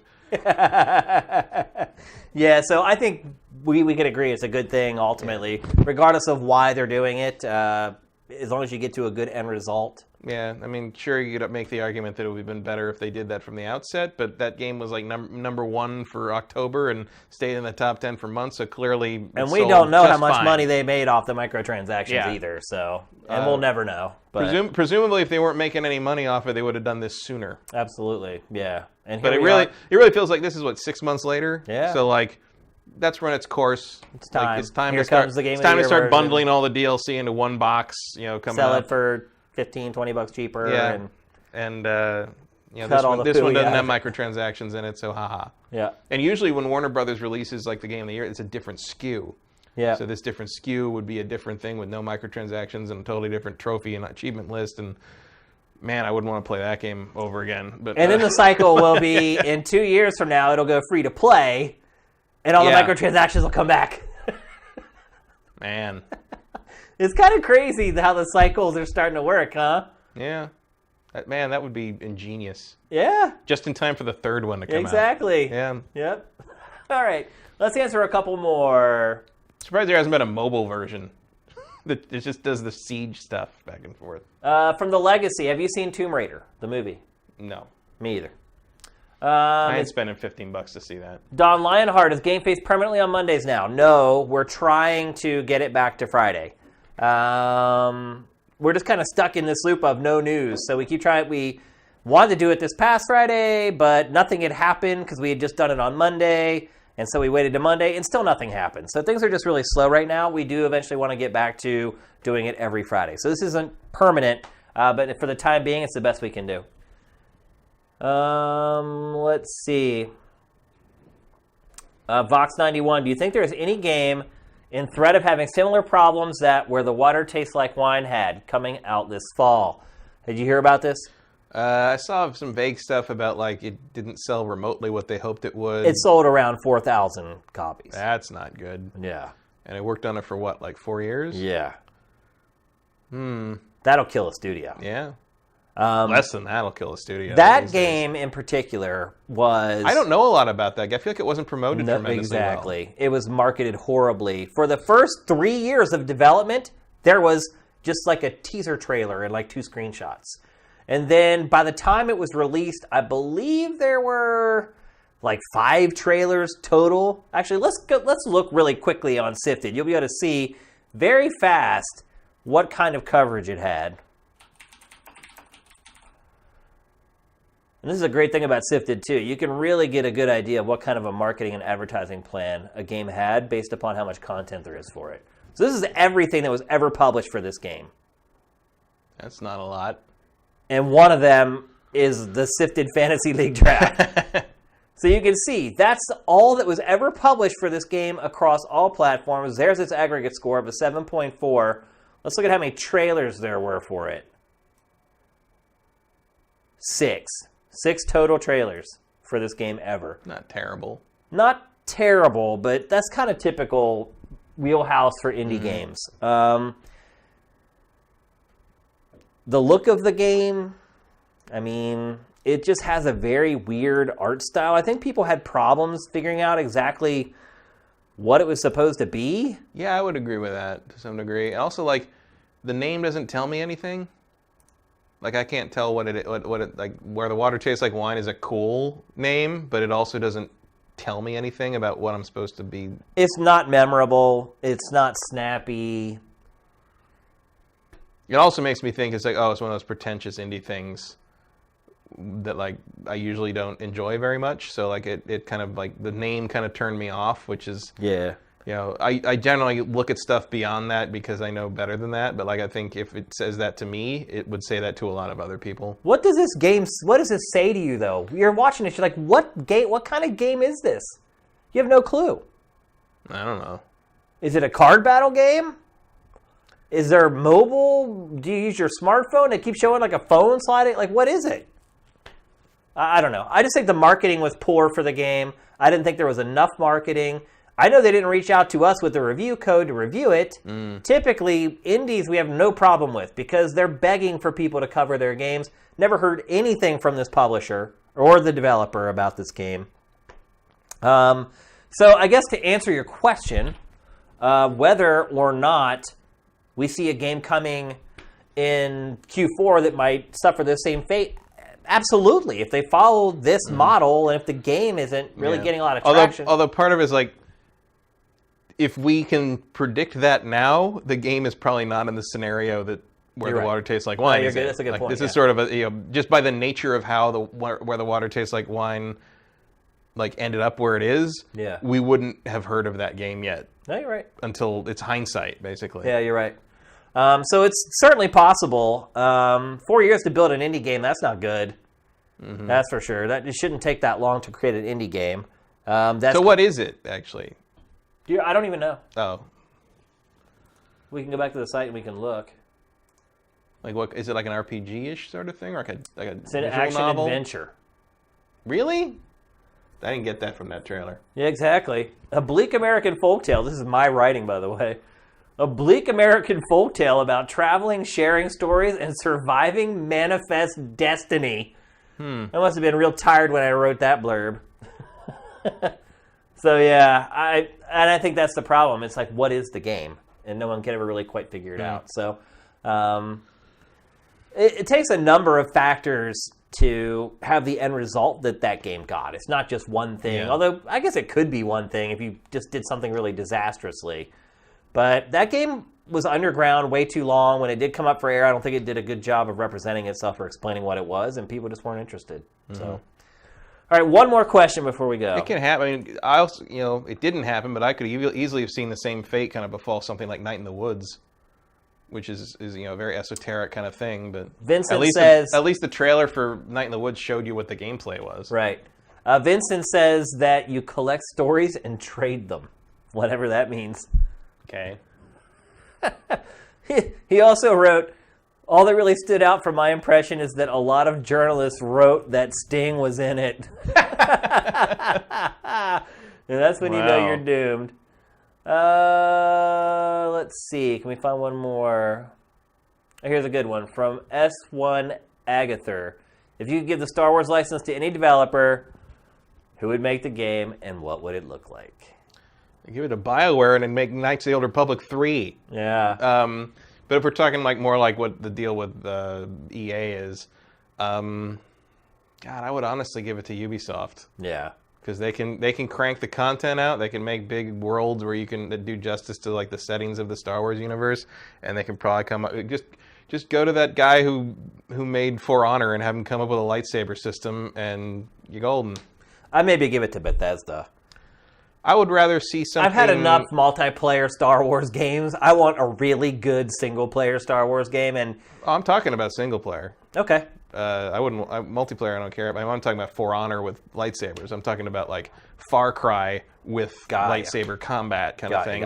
But I would also like to see, X-Wing and TIE Fighter. So maybe pull the guys who made, what was it, Blazing Angels?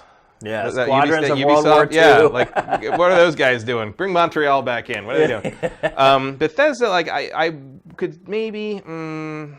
Bethesda, if they published it and got Obsidian to make it and didn't use Gamebryo. What about Arcane, though? Instead of making, like, Prey or Dishonored, what if those guys worked on a Star Wars game? They already kind of have, like, the Jedi powers and all that in their games. Yeah, but I don't really like how they feel in I those don't either. games. I don't so either. I wouldn't want to... But I think the type of games that they make would lend very well to that IP. Sort of. I mean, if you really want to get crazy, I'd go have Ken Levine rebuild Irrational Studios and make a Jedi We are game dreaming, of his own. right? Like, yeah, like, sure. Like, it's... but if you want to talk something I think would actually happen and come out, I would go to Ubisoft... And I would get the Assassin's Creed Origins team, and I would bring Amy Hennig in to write it, and I would have the For Honor guys consult on the combat, and I would make that. All right. And it would be basically like 4 different planets, each the size of like a normal Ubisoft map. Right. Coruscant and Tatooine, the main big ones, and you'd start off as like a smugglery guy or girl. You'd create your own character, and eventually you discover you're Force sensitive. And then you start to pick up Force stuff if you wanted, and like build a lightsaber if you wanted. Like you could be a smuggler or like a shooty guy all through the whole thing if you wanted, but you could become a Jedi as well, and it would just be kind of like open GTA Far Cry in the Star Wars universe. I'd buy it.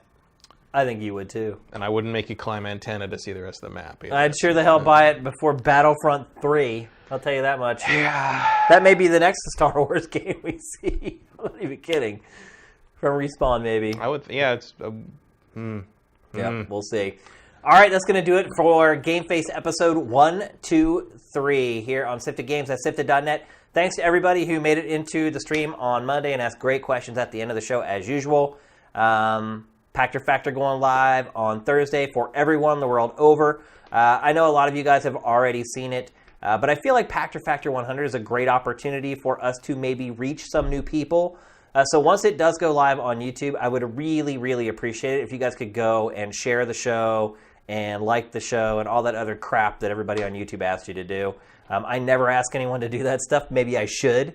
But this time I am, because Probably. I think if people watch this show, maybe they get an idea of the quality of content that we do on Sifted. Yeah, but then it blows up and everyone's just like, how come nothing else you do is on a boat? Yeah. I'll cross that bridge when I come to it. And we end up doing GameFace in a dinghy. I'll take I'll take the blow up part first, and then we'll deal with the fallout after that. So anyway, keep an eye out on our Twitter feed on Thursday. We'll be sure to post it there, or on my personal feed at Dinfire. So everyone have a great week of video games. We'll see you next Monday. GameFace is up and out.